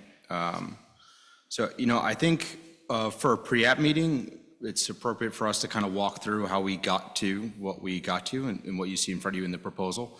And, my goal here this evening is no one knows their community better than their planning board, right? You're looking at projects all across the municipality all the time. I want to hear from you what your concerns are. And so I'm hoping to do two things. One is to try to walk up exactly how we got to what we got to.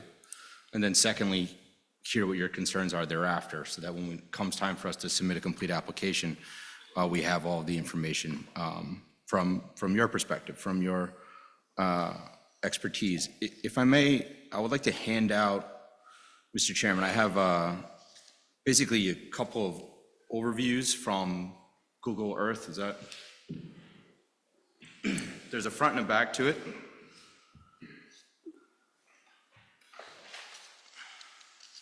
But there's enough, it'll come around. First rule, real estate, location, location, location. So I want to be really specific about where we are. We're in what I would call the affordable housing triangle. So what's being handed out to you right now, so you can see our red dot, we're in between Broad and Mendon, north of north of Annenhope Way. There's the Annenhope Mill site. I assume it's the Annenhope Mill site.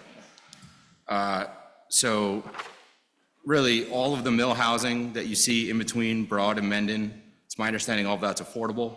It's interesting because that would have been affordable worker housing from its inception. That's mill housing to support the mill that's right next door. So from its inception, this has been a workforce housing neighborhood. And then interestingly, on the other side of the train tracks, but still within that triangle, is the Cumberland Manor, which is a very high density, affordable housing tower. Another way to sort of look at it is if you're headed north along Broad, right? You go past the mill, there's all of the affordable housing on your left, and then our site would follow right across the street from the Apollo Auto Sales. And if I'm coming down Mendon, on my left-hand side is sort of the gravel pit and the Domino's, and then you split, and then you'd have the used auto sales on the left were immediately on the right. So if that kind of sets in your mind where the location is. The site's been vacant for a while. And a good rule of thumb in real estate, especially in a really high demand market, especially in an environment where you're seeing a lot of building happening, a lot of values increasing. If a site's been vacant for a long time, there's probably a good reason why. It's commercially zoned, but right now we live in an era where there's pretty limited demand for commercial buildings. It's one of the reasons why we're seeing adaptive reuse being enforced throughout the state, because we have empty and vacant commercial buildings all over our state. And so if you have vacant and empty commercial buildings all over the place, the success of a brand new construction commercial building is somewhat in doubt. So limited demand for the commercial use. It's right on a main road. It's not off a side street. It's right off of Broad. It's surrounded by affordable housing. I think in our case, that's a pro. I think when you think of real estate values and what pencils, what is economically viable in any given location, being surrounded by affordable housing can present challenges. It particularly presents challenges in appraisal values. That's not something that we really have control over. It's a reality that we have to live with. There's also a really tough slope on the property that drops down to the U-Haul property in the rear. So the site itself is not an inexpensive site to manage. So now we've kind of got a bit of a discussion, a bit of a concept of what the location is. So the question from location is, what's the site? And really we have a vacant abandoned chunk of pavement. There isn't much to it than that. I know you've got a lot of photos in your package. A vacant chunk of pavement isn't really helping anyone, certainly isn't providing any revenue to the town, certainly isn't solving the housing crisis, certainly isn't doing anything other than providing runoff to its neighbors. So this analysis brings us to our question, whenever you're looking at purchasing property, what can I do with it? What can you do with an abandoned hunk of pavement on a main road in a commercial zone, right? This is the analysis that you slowly work your way through before site acquisition. So the lot isn't huge. It can't really support retail like the Stop and Shop Plaza just around the corner, and certainly couldn't compete with the quality of retail in a location like that. It's not really large enough for modern industry. A lot of the permissible uses in that zone, this site's a little small for that, especially when you consider the slope. It's not large enough for a used car dealership, like right next door. You see the size of that space. We don't have any room to store cars. You can't do anything like that there. So we're slowly but surely going through all of the reasons that tilt you towards residential, right? It's a tough site for commercial generally. There's low demand for commercial. You're in a commercial zone. So maybe housing. Once you get to the point where you think the site is more appropriate for housing, you look at you're surrounded by affordable housing, so residential uses in the area, but appraisals won't carry it like the single-family homes in cul-de-sacs, which are just across the way. Your per unit build cost right now is very, very high. I know the sale cost is very high, but your per unit build cost right now in Rhode Island is very, very high. So, single-family homes seem to be a bit of a stretch for a site like this because the values are probably being held down by the uses in the immediate vicinity. So we're still kind of working through that paradigm, and these larger premium units don't seem to really work, right? Affordable housing seems to be the pathway here, but at the same time, the lot isn't really big enough to do large-scale affordable housing. When you think about affordable housing, you usually think about financially subsidized housing. There's some sort of state or federal grant program. There's some sort of below-market loan that's being provided. Maybe the town is providing tax stabilization agreements. A lot of those projects are much larger in scale. By the time that Rhode Island Housing gets through its first few hundred units of grants, there's not a lot left for something that's about 20 units in size. The reality in Rhode Island is financial subsidy for smaller size developments is hard to come by. So the answer appears to be affordable housing without any financial grants. That's a challenge. But in Rhode Island, comp permits are designed to use zoning incentives to support the construction of affordable housing. So instead of cutting a check, the government says you can get additional dimensional relief. That additional dimensional relief shifts the viability of a site from being impossible to do without funds to able to build using only private financing. Now, how do you get to a project being able to pencil? In the residential world is exactly one way, and that's density. All right, the reason why it's density is your fixed costs, your land costs, the size of your foundation, a lot of what you're doing in terms of utilities, a lot of what you're doing on your per square foot cost in construction doesn't really increase all that much the more units you build in the same building. Now, your resale values, on the other hand, depart from that pattern. So what am I getting at? The denser a building is, the more revenue it will generate, but the costs don't increase at the same rate. So density creates economic viability. The comp permit is expressly designed to do exactly that. The specific call out is a density bonus. There's no magical reason for that. It's because density bonuses is how you get affordability. I also think it's important to think about uppercase affordable, deed restricted affordable, guaranteed to be affordable, and lowercase affordable. No one is building starter homes because you can't. You'd lose money. How do you get to a unsubsidized starter home in an environment where it costs $400,000 or $500,000 to bring a unit online? Well, the only way you can do it is through a comp permit, through basically a dimensional relief, right? So what we're looking to do here is to provide both uppercase affordable, deed restricted affordable, and lowercase affordable units. The remaining market units are not going to be really high-end units. They're going to be starter home affordable type units. So that's why we're looking at the comp permit. That's how we try to get it to pencil. You know, what's the density like in the area? I think that's an important question. If you flip over the sheet I provided you, and this is a blend of Google Maps, ChatGPT, and Microsoft Paint. So not exactly architectural quality here, but for our purposes, I think it kind of identifies what we're looking at. You'll see the 518 Broad. All of the mill buildings behind us, those are 3 stories. We're looking to be 3 stories. And if you kind of look, it's really interesting that this neighborhood, from its inception, in between the train tracks and Broad Street, goes straight back to the mill as workforce housing. We're looking to continue the tradition of this neighborhood in the same exact way as it's always existed. We're looking at the density of those mill buildings right behind us, all of the buildings in between us and the mill site, and we're looking to match that density. The density of those buildings behind us is about 25, 26 units per acre. That's where we got our figure from, and that's what pencils. So we're not choosing to say, this is what I want here. This site is telling us this is what you can do here. The reality of the sites and project viability is being dictated to us by the site. Location-wise, again, it's in the affordable housing triangle. The residential uses in here are very predominantly affordable. Demand-wise, ask anyone what the biggest need is in Rhode Island, and they'll tell you it's affordable housing. We use that term in a way that's challenging, because when people talk about affordable housing, they often mean housing affordability. There's that capital A, deed restricted affordable, and there's that lowercase a, normal people can afford to buy this housing. And we want to do both at this site.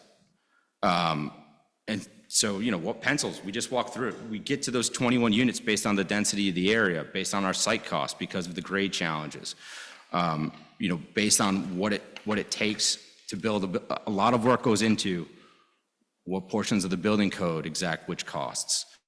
You know, how much grading do I need to provide? We're not going to get any grants. We don't think the Cumberland Manor style high-rise density is appropriate for the site. You know, the site's not that big on that slope like that. Where do you park that many cars for that additional density?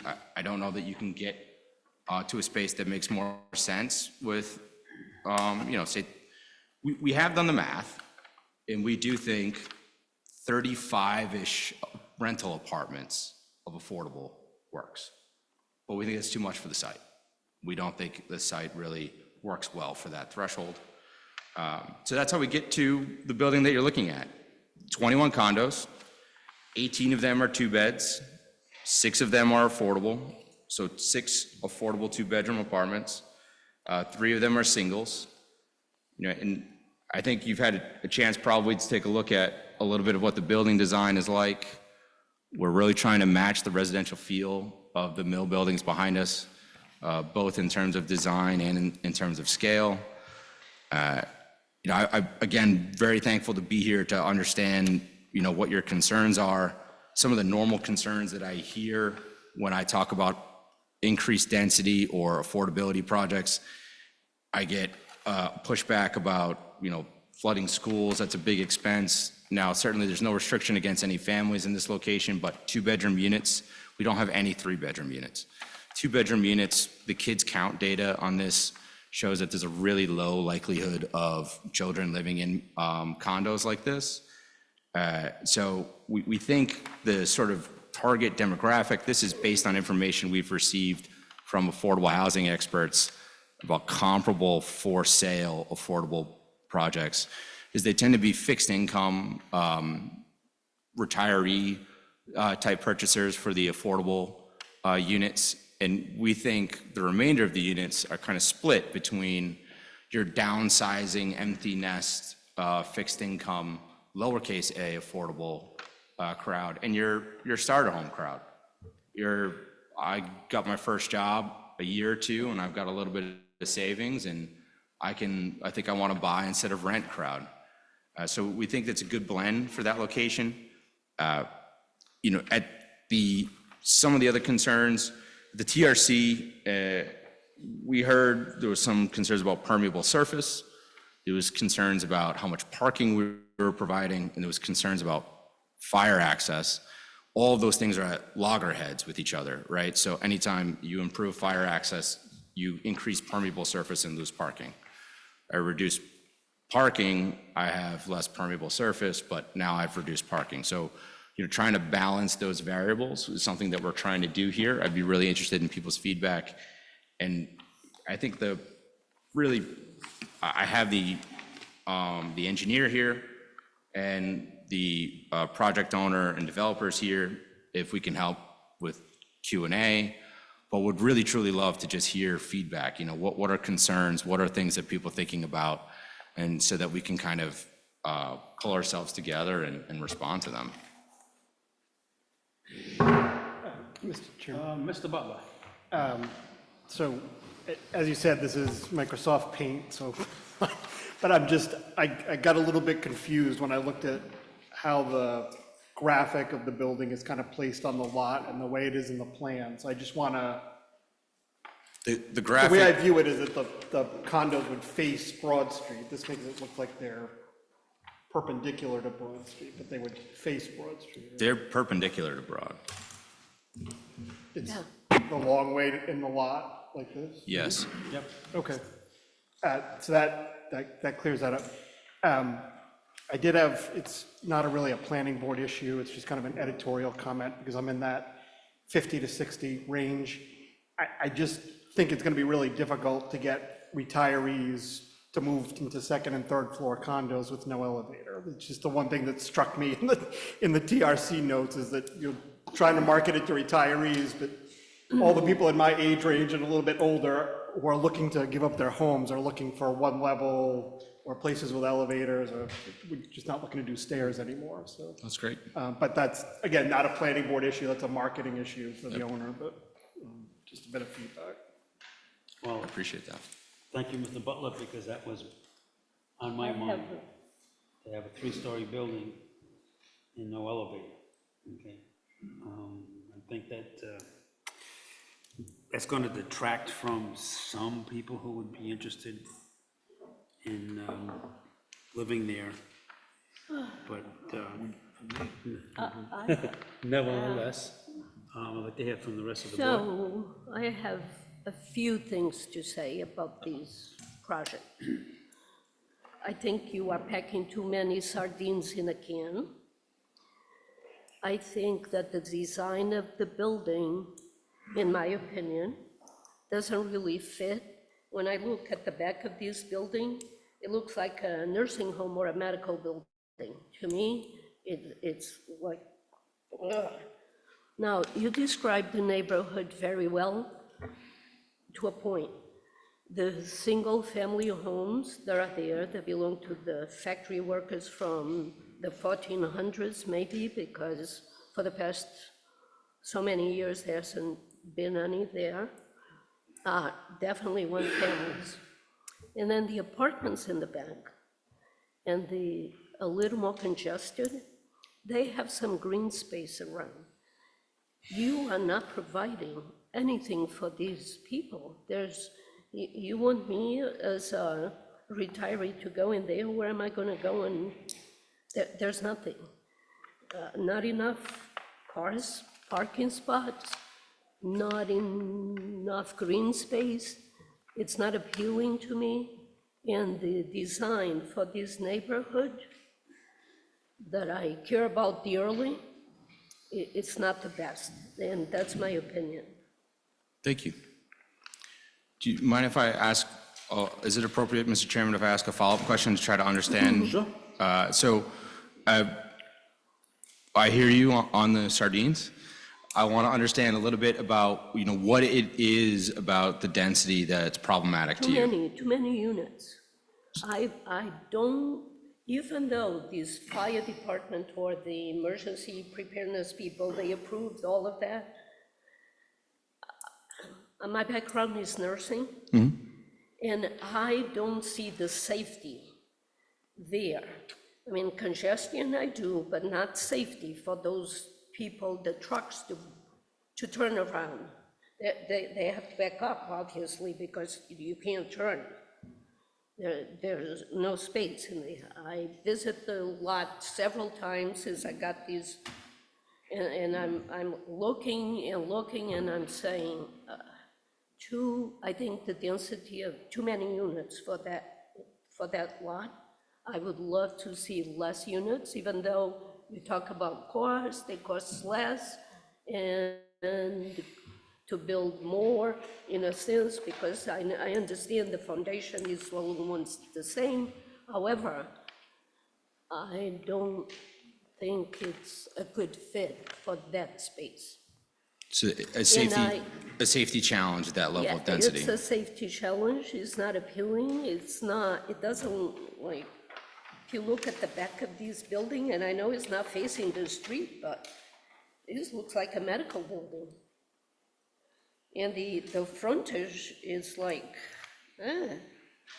we have all that brick going around, and then we have these black spots in there that, to me, I don't find it looking too nice for a neighborhood that really needs to be uplifted, and it needs to look improved. You're trying to improve, so let's improve all around. Thank you. Mr. McDonald. And then Chris. In looking at the size of the building as represented, it looked big when I looked at it today. And reading Mr. Modica's memo on page 4, recommending either reducing the total number of units or increasing the percentage of affordable units, the applicant incorrectly excluding 3-family lots in calculations and coming up with figures that I'm inferring the planning department disagrees with. I think you're going to have to come back with something else. That's my position. And I say all of this in light of the fact that no one can claim that the planning department, Mr. Modica and his staff, is not business friendly, is not unreasonable. So when we have a memo like this, we have to pay attention to what we're being told. Thank you. Mr. Butler. So my issue with, so I think there's just too many units. Again, consistent with what Mr. Modica talked about the planning board having some consistency. We're seeing tons of these plans come through. Everyone's adding affordable units to get a lot more market rate units. We've pretty much been holding people to, if you do 25% affordable, we'll give you, what we're required to, maybe a little bit more. So that's one thing. My bigger concern is the development that is about to happen in that area. We just 2 weeks ago approved over 200 housing units at Ann and Hope, just a few blocks away. The rock pile you talked about has been approved for a couple of dozen apartment units by Mr. McNulty. It doesn't appear like anything's happening except shifting rocks around. I'm hoping he'll build something soon. But we're adding a couple of dozen units right around the corner. We're adding a couple of 100 units down the street, and now we've got, a significant amount of density right in the middle. I'm sure a traffic engineer will tell us it's not a problem and it's not going to happen. But, we talk a lot about where is the tipping point. If you have all of these people leaving the Ann and Hope complex, and we talked about that this is one of the ways that people would get out of the Ann and Hope complex to try to avoid Broad Street. You have people coming out of the McNulty development onto Mendon Road and coming up Broad Street.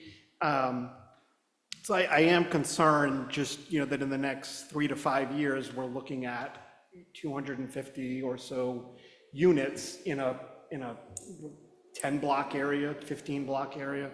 And now we're adding something that has an incredible amount of density compared to what would normally be allowed there. But I do agree with you that I don't think this area works for commercial anymore. My mom used to work at the A&W, and that still existed across the street when she was a teenager, which was, I don't want to insult her, but it was a long time ago. But, you know, there were, Mr. Kutu was talking about the pizza place that was on this site where he took his kids. So, you know, there was a lot of commercial right in that immediate area that I guess served those mill houses and all that kind of stuff, and benefited from Ann and Hope being there. So I agree, and we gave the applicant, Mr. McNulty, you know, a waiver on not having to put commercial in his development for the same reason. I agree, I don't think this area really supports commercial, so I'm fine with the residential use there. I think it does fit in with the other affordable residential buildings that are in that area. I just, because of the amount of other units that are going immediately in this area, the amount of traffic that all of that's going to generate, and just, you know, it being significantly more than what we're required to approve, I have difficulty with the density. Mr. McDonald? With all due respect to Mr. Butler, I'm uneasy about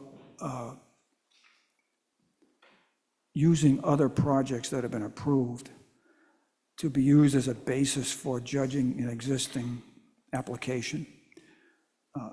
A first come, first serve, if you will. I think each application has to stand on its own.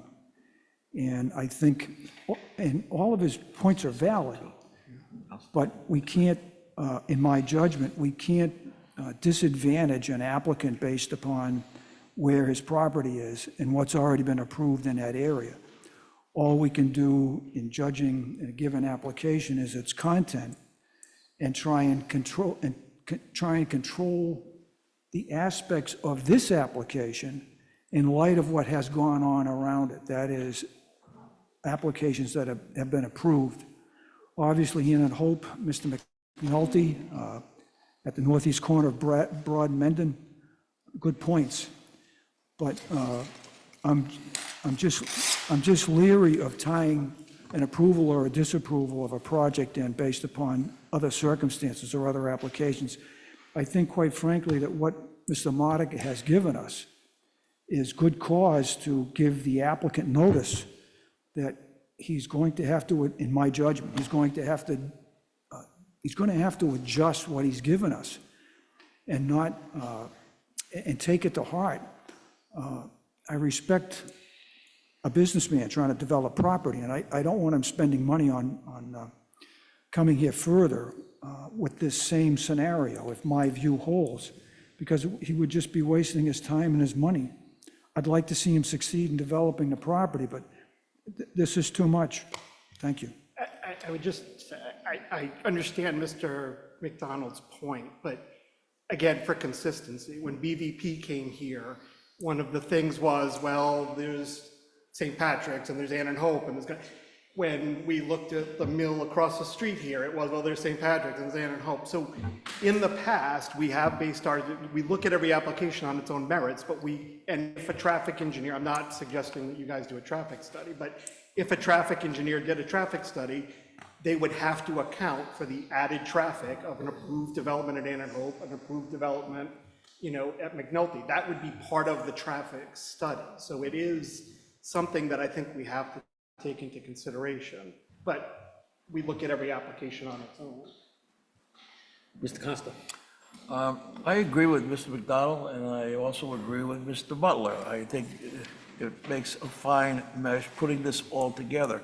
But I do have to say, when I looked at the agenda a few days ago, my first response was, OMG, why for this area? Why are we doing this to these people down here? And I understand a developer buys property and he has the right to do whatever he wants to do within the range of the comprehensive plan, and so on and so forth. But why are all this development happening down here? And like Mr. Butler said, and Mr. McDonald said the same thing. It's just too much for this area. And I know these people are entitled to develop the land. I understand that. But it's just too much down here. And I think this project I don't like this project at all. I don't think it fits into this area whatsoever. And again, I feel bad when I saw this agenda for this evening. I said, oh my God, another project for down here. And Cumberland's a huge, well, relatively big town, but yet everything seems to be concentrating down here. So that's not to keep going on further and further, but that's my feeling. Anyone else? Mr. DeBrosia. A couple things. I'll go with the easy one first. The appearance of the building. You had mentioned that you had taken cues from the surrounding neighborhood. I think you might want to take another look. It does not aesthetically fit in with the surrounding neighborhood, and it has nothing to do with the brick housing in any regard. So that's kind of just an opinion piece. The second thing I have is, like everybody else, I mean, I think we've gone down this road several times, as everybody's mentioned, with all of these developments that are coming up. A lot of units, 6 of them affordable. Affordable is 120% of the near market income, whatever. The real need is actually real affordable income, low income housing. So, the hopes that a young professional might be, a couple years out of college and not have student loans somehow and be able to buy a condo, I think is probably pretty unlikely, especially when you combine it with the fact that this place isn't really offering any amenities of any sort. Like Ms. Rees said, there's no green space to speak of. So I think your target demographics might be a little pie in the sky based on what we're seeing from other developments nearby and what they are offering. The other thing is the size of the building. The lot coverage is way over what is expected for this size lot. You're cramming in a lot of units. It's requiring multiple parking spaces per unit. It's going to be a necessity because there's not a whole lot in walking distance, so people are going to need those vehicles. And to make this building and site fit, you have to incorporate an over 20-foot wall on the backside of this property. So I think that, from a business perspective, I'm sure that there's a lot of financial carrots to jamming this in and getting as many units in there as possible, but I'd like for you to take another look at the scale of the building, how far it's going back and pushing into that little bit of green space that's in this area. Making the building a little bit smaller would allow for you to hopefully meet some of that lot coverage requirement, decrease some of the impervious pavement. And I would strongly consider low-income housing units. If you're looking for that much of a bonus density, I think that would help the community a little bit more than more affordable and market rate housing. Mr. Bush. Yes, I agree with everything that's been said, and especially not only the density, but the aesthetics. You mentioned that the mill housing next door is 3 stories high. This building is 3 stories high. Actually, the housing next door is 2.5 stories. You've got 2 stories and a peaked roof. This, you have 3 full stories and then the roof. I think it's just overwhelming for that size of a lot right in this area. It doesn't fit. It looks out of place. And I think it's just going to overwhelm the place, aesthetically speaking. And on top of that, I agree that there are just too many units to be put onto this site with just basically asphalt and this huge building and no green space at all. It's just too much, I think.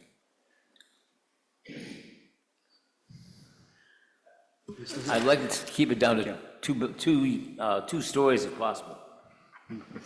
This is Thank you. My comments will echo what some of my fellow board members have said already, but I just want to give you my impressions. As far as this project fitting into the neighborhood. You certainly rightfully started your presentation with talking about Ann and Hope and the mill housing.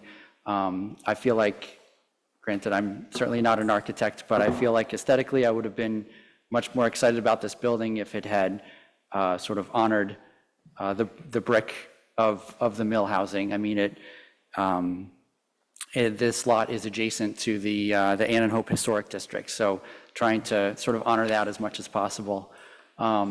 It's a lot of impervious space with not much green in there, and so those are my impressions. Thank you. Mr. Modica talked a little bit about, and members of the board have talked briefly about density. And what I can offer is this. We've had a number of projects that have come before us with a low to moderate income component to it, okay? And obviously there's a minimum calculation that you come up with. We have in the past, okay, allowed for, because it is our ability to do so, is to increase the density, okay, in that ratio of affordable and market, okay? So we've done that in the past, but for 21 units and only 6 affordable units, I think we're kind of pushing it too much. I'd like to see, a little bit more affordable, but we have to strike that little balance between the market and the affordable rate before we could even consider, going beyond the limit of the minimum density bonus that we could do. So I think the rest of the board has made these comments in the past, and I just wanted to reiterate those comments, is that we really do have to consider that, because we can talk about affordable housing, and granted, we need to do it, but we're never going to reach that number that we're supposed to reach with the rest of the state if we have more market rate units than we're putting in affordable. We have to find something that's going to work, both for the applicant or the developer and for the town. And I just feel that 21 units versus 6 affordable units is kind of pushing it a little too far. Anyone else? So, Mr. Chairman, if I may, I actually, one follow-up point, and then a follow-up question. One is on we'll never meet the affordability requirement if we keep approving the market units. So 10% affordability is the requirement. We're providing 25%. We are improving your affordability ratio. So your affordability ratio for the municipality gets better as a result of this project. I've heard a lot about the density this evening, and I think the chair's point that this board has given more density than required in the past, and another board commissioner's point not wanting us to waste any money. So I think we need to maybe understand with a bit of additional clarity what level of density increase the board is comfortable with in this location. We came to our numbers based on a combination of what was already existing in the neighborhood and what was economically feasible. If we have a little bit more information on what is permitting feasible, that will be it'll be a component that we can kind of deal around. Maybe there's a different type of building type we need to pursue. Maybe it's breaking the building up into 2 different kinds of, I don't know what the solution will be, but this is our opportunity to try to hear from you, like what is an appropriate density threshold? What is an appropriate density bonus for this site? And then we got to try to figure that out. That's a valid question, and quite frankly, I don't know what that number is.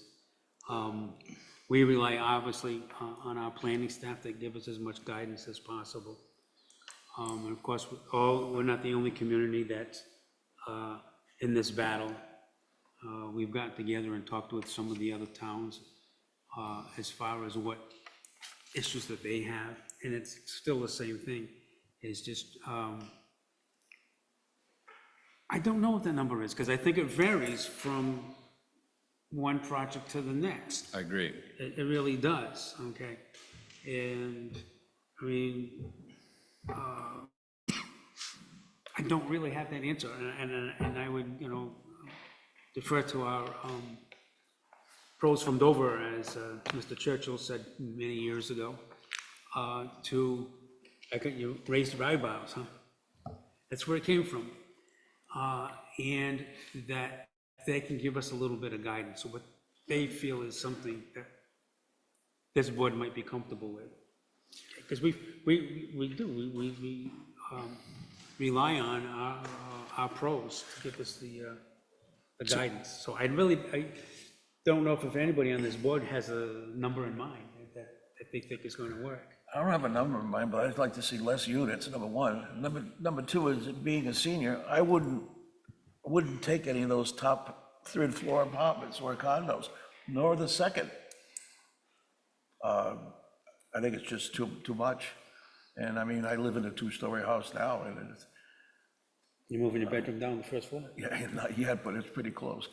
But it's tough. It's tough when you get older to go up to a third floor, second and third floor. And the fact that there's no elevator in the building, it's going to be rather difficult to move furniture and things into this building, I think that's great feedback. Yeah, I do agree with Ms. Reese, because she made the point about green space.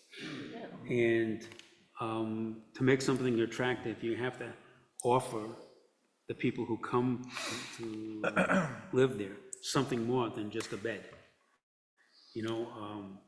And sometimes we can talk about Ann and Hope, because they've got green space. And a number of other developments are providing a little bit more green space. But you've got a very limited parcel. The shape of it doesn't help, for one thing, because it's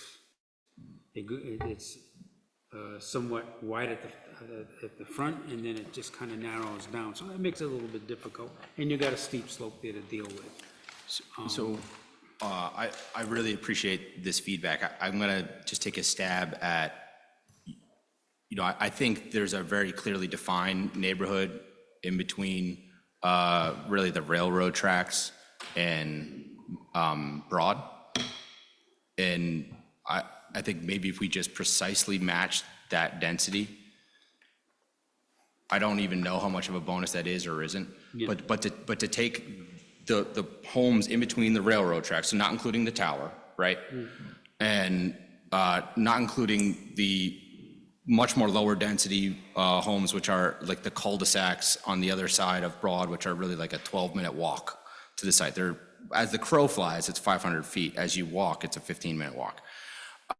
So if we focused the density calculation to what exists between the railroad and Broad, did that calculation and came back to match sort of the traditional workforce neighborhood, is that a space that seems to make sense? It's a good start, a good way to start, I think. Thank you, Mr. Costa. You took the words right out of my mouth. I think that's all right. It's a good start. And I think that if you can sit down with the planning staff, and they're more than willing to help you out as best they can. But that is a good starting point. I have another point to that. When you're doing that calculation, please keep in mind that a lot of the buildings that you're going to be looking at have a much smaller footprint. So there may be 4 units in one of those brick homes, but consider that it's 2.5 stories. It's only, say 40 feet by 40 feet. Right now, you're looking at a building with an 8,000 square foot footprint. So if you take that density and put it into a much larger building, you may end up very close to where you are now. So I would just consider the scale of what you're proposing. Thank you. Okay, hold on, I just want to check something. All right, since this is a pre-application, and I'm sure there's no one else here in the audience that has any questions or comments at this point. Mr. Chair, may I just make one comment? Yeah. So we've come to, something else to look at in terms of density. Does the board have any guidance in terms of the level of affordability it would be looking for? Or Mr. McDonald? I see you over there. Yeah, I'm out on a limb here. Your memo, Mr. Modica, page 1, residential density. We're required to give them a minimum density bonus of 5 units per acre, okay? 35,000 plus square feet is just about on the nose, 0.8 of an acre. So that would be a minimum density bonus of 4. Now, if we're looking at 4, and now I can't find, okay, 9 units. What I came up with, and I apologize, I lost my figures here, but what I came up with was a total of 13 units. And if you drop that down, this is just thoughts, if you drop that down to 12 and keep the 25% affordable, you're talking about not 20 or 21, but 12 with at least 3 affordable. And Mr. Butler's point about no elevator is valid. I missed that one, but I think it's huge if you're looking at 55-year-old people buying a property or renting. So do you go to 2 floors? And with the 2 floors, you're going to have 6 units on each floor. And then how big are the units? What percentage of the property does that cover? Then you've got lot coverage issues. But I think you know where I've gone with this. And I only offer it as a basis for discussion between your office, Mr. Modica, and the applicant. How close it would be to reality in the final analysis, I don't know, but that's the thought process I had. You know that there's a development we approved not long ago. It's completed. And it's off Manor Road. It's the Emerald townhouses, you remember? Yes. So. Over by the body shop? They are by the, yeah. So the same, more or less the same design. They go along the driveway, but they came to us with a lot more units than what's there now. But they have a little green space in the back. And they were able to make it look nice. They just go by and I think those townhouses looked, or those apartments units, those units look a little better than these looks. If anybody remembers that, they came with a lot more. Yeah, I do understand. And again, there was a safety issue with the fire and emergency rescues because it's a long driveway and they couldn't turn, so they had to make some arrangements and some configuration because of safety. I remember that.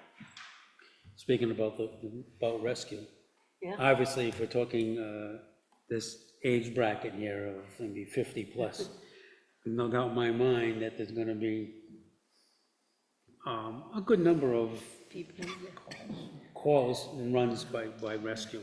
And that's one thing you have to kind of look at, what makes things work for them to maneuver around in there. And also, if they have to bring somebody down from, second floor or third floor, I mean, we've got some pretty good-sized rescue people, but nevertheless. right next to the collision car. Yeah, that's another consideration.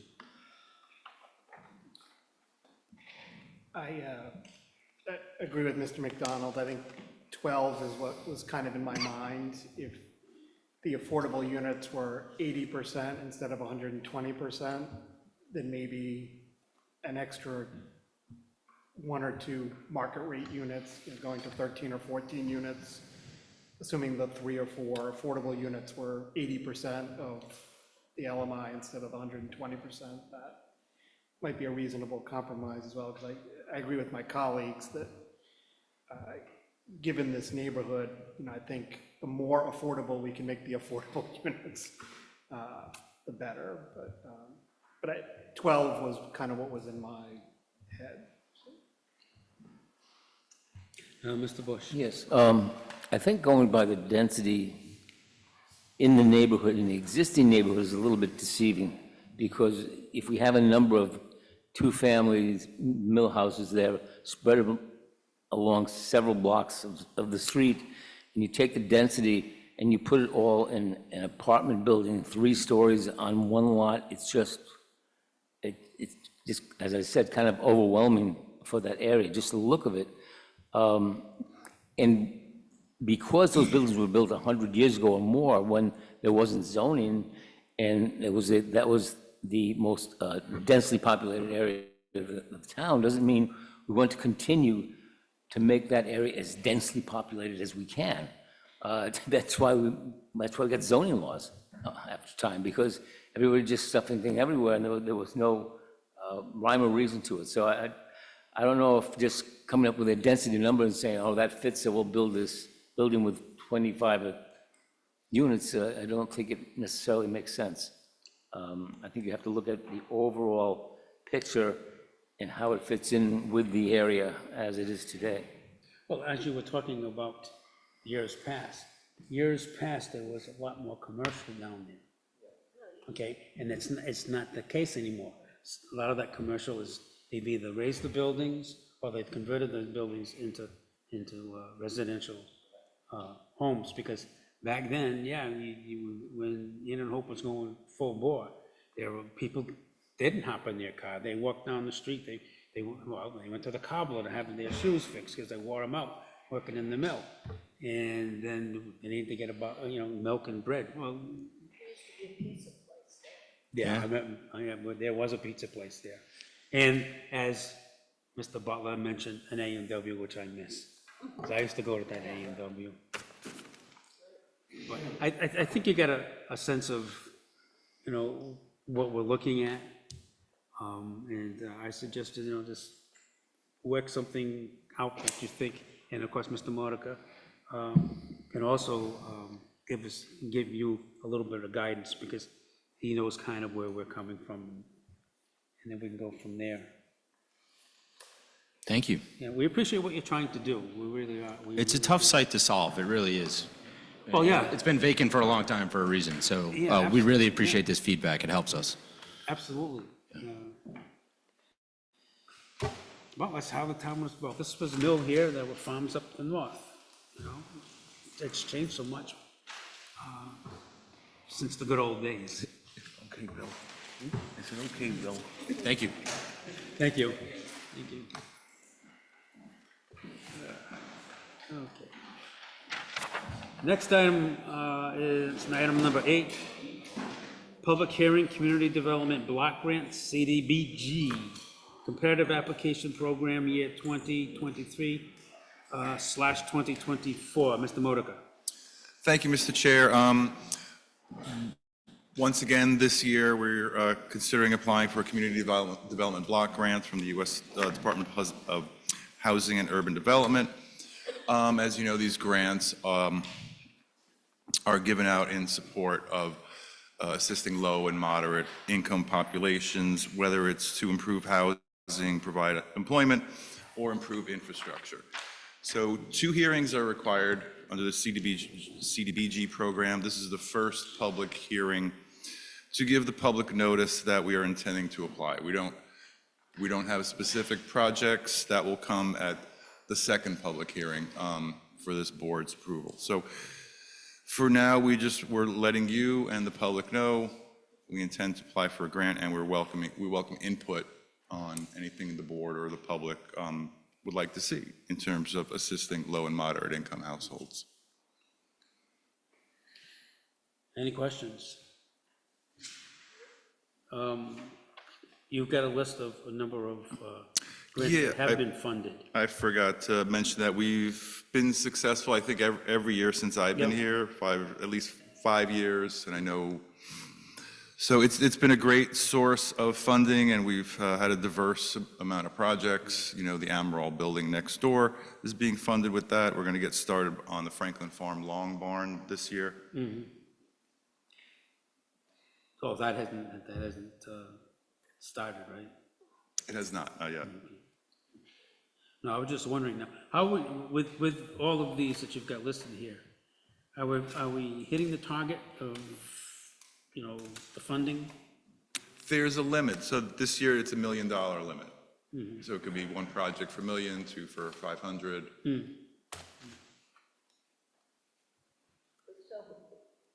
I looked in here, and you are doing a rehabilitation to the bus stop near the town hall? That's an old grant. Right That, here? yeah, that was in 2019, 2020. We spent that money. And what happened to the bus shelter, you're asking me? Look at Central Hall, just across the bridge. Much nicer. If you get those, bus stops. Yeah, we didn't, the shelter was there. We didn't build a new one. No. We just renovated what we had. Those are not, they renovated them, they fixed them. I mean, they may be a little colorful, but they look nice. They're nice. And maybe the animal person can fix the one up on Broad Street by his property. It looks pretty bad. I mean, it doesn't look good when you go driving town, it doesn't look good. Yeah, that goes a long way, it really does. You know, you want to improve Broad Street, but it's not working. Is there anything that is in your mind about some grants you were thinking about, or? There's some, I mean, there's some in that we have to talk to the mayor about too, what he wants to do. So it doesn't matter what I say. No. Is this funding affected by anything that's happening down in Washington with changes to government grants and? What I've heard is that this one is not going to be chopped or anything. This one seems to be safe.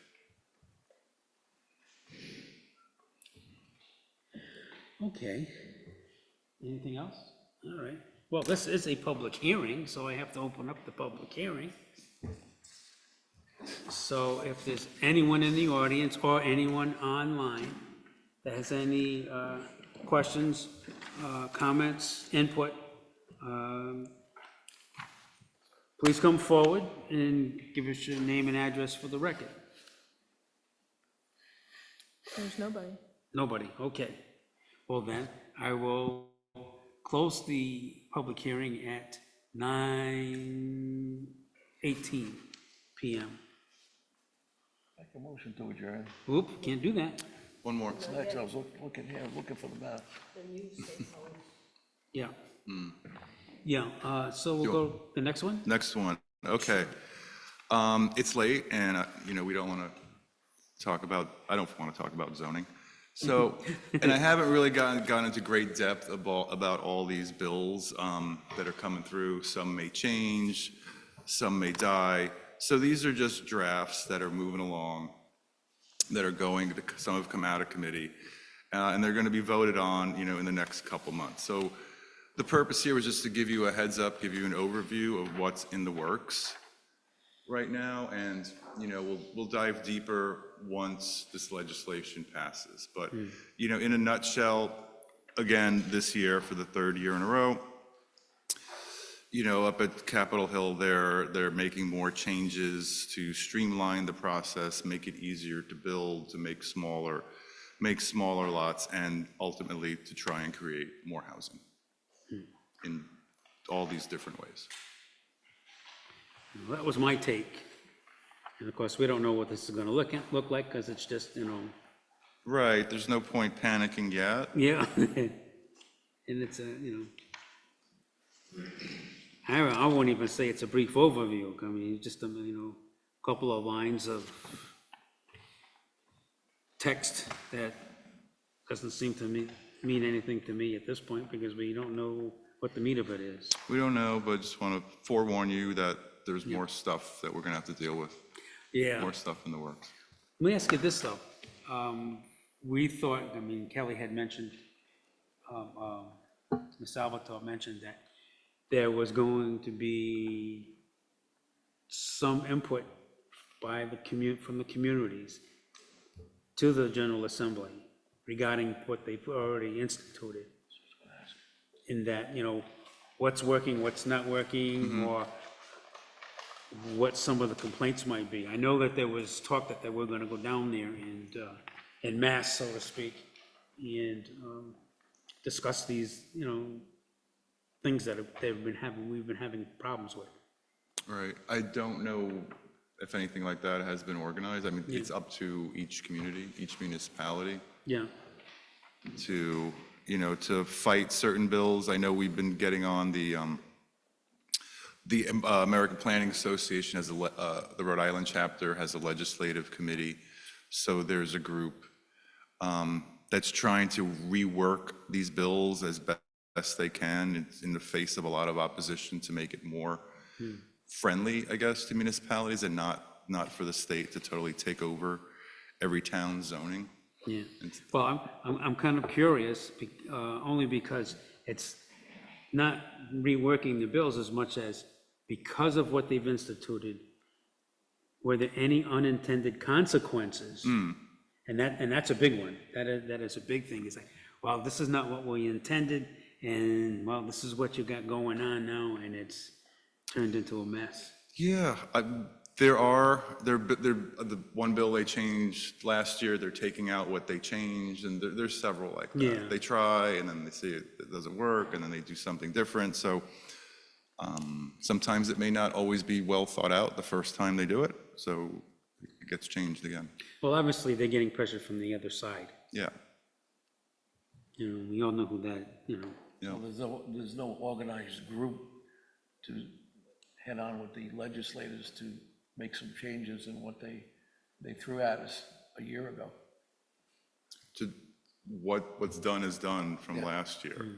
Yeah. But if there's anything from last year's legislation, you know, that's proved to be, you know, had unintended consequences, we should point that out or request changes then. And off the top of my head, I can't think of something that's been very onerous. Because we had partnered with a few other communities, and I was just wondering if there was any back and forth between those communities, you know, collectively. Like I said, with the legislative committee, the planners are talking among themselves. Yeah. But not Not the towns. as far as, there's a league of cities and towns. Yeah. That tries to work on this legislation as well to make it more palatable. Anything else? Okay, we'll move on to public comment, and, Before we adjourn, yes, I need to make an amendment to the approval of the minutes. We approved the March 27, but I neglected to mention the April 8. So there are two sets of minutes in here. I'm say that, so We you, approved the March 27. your regular meeting, but right? I did not mention the April 8.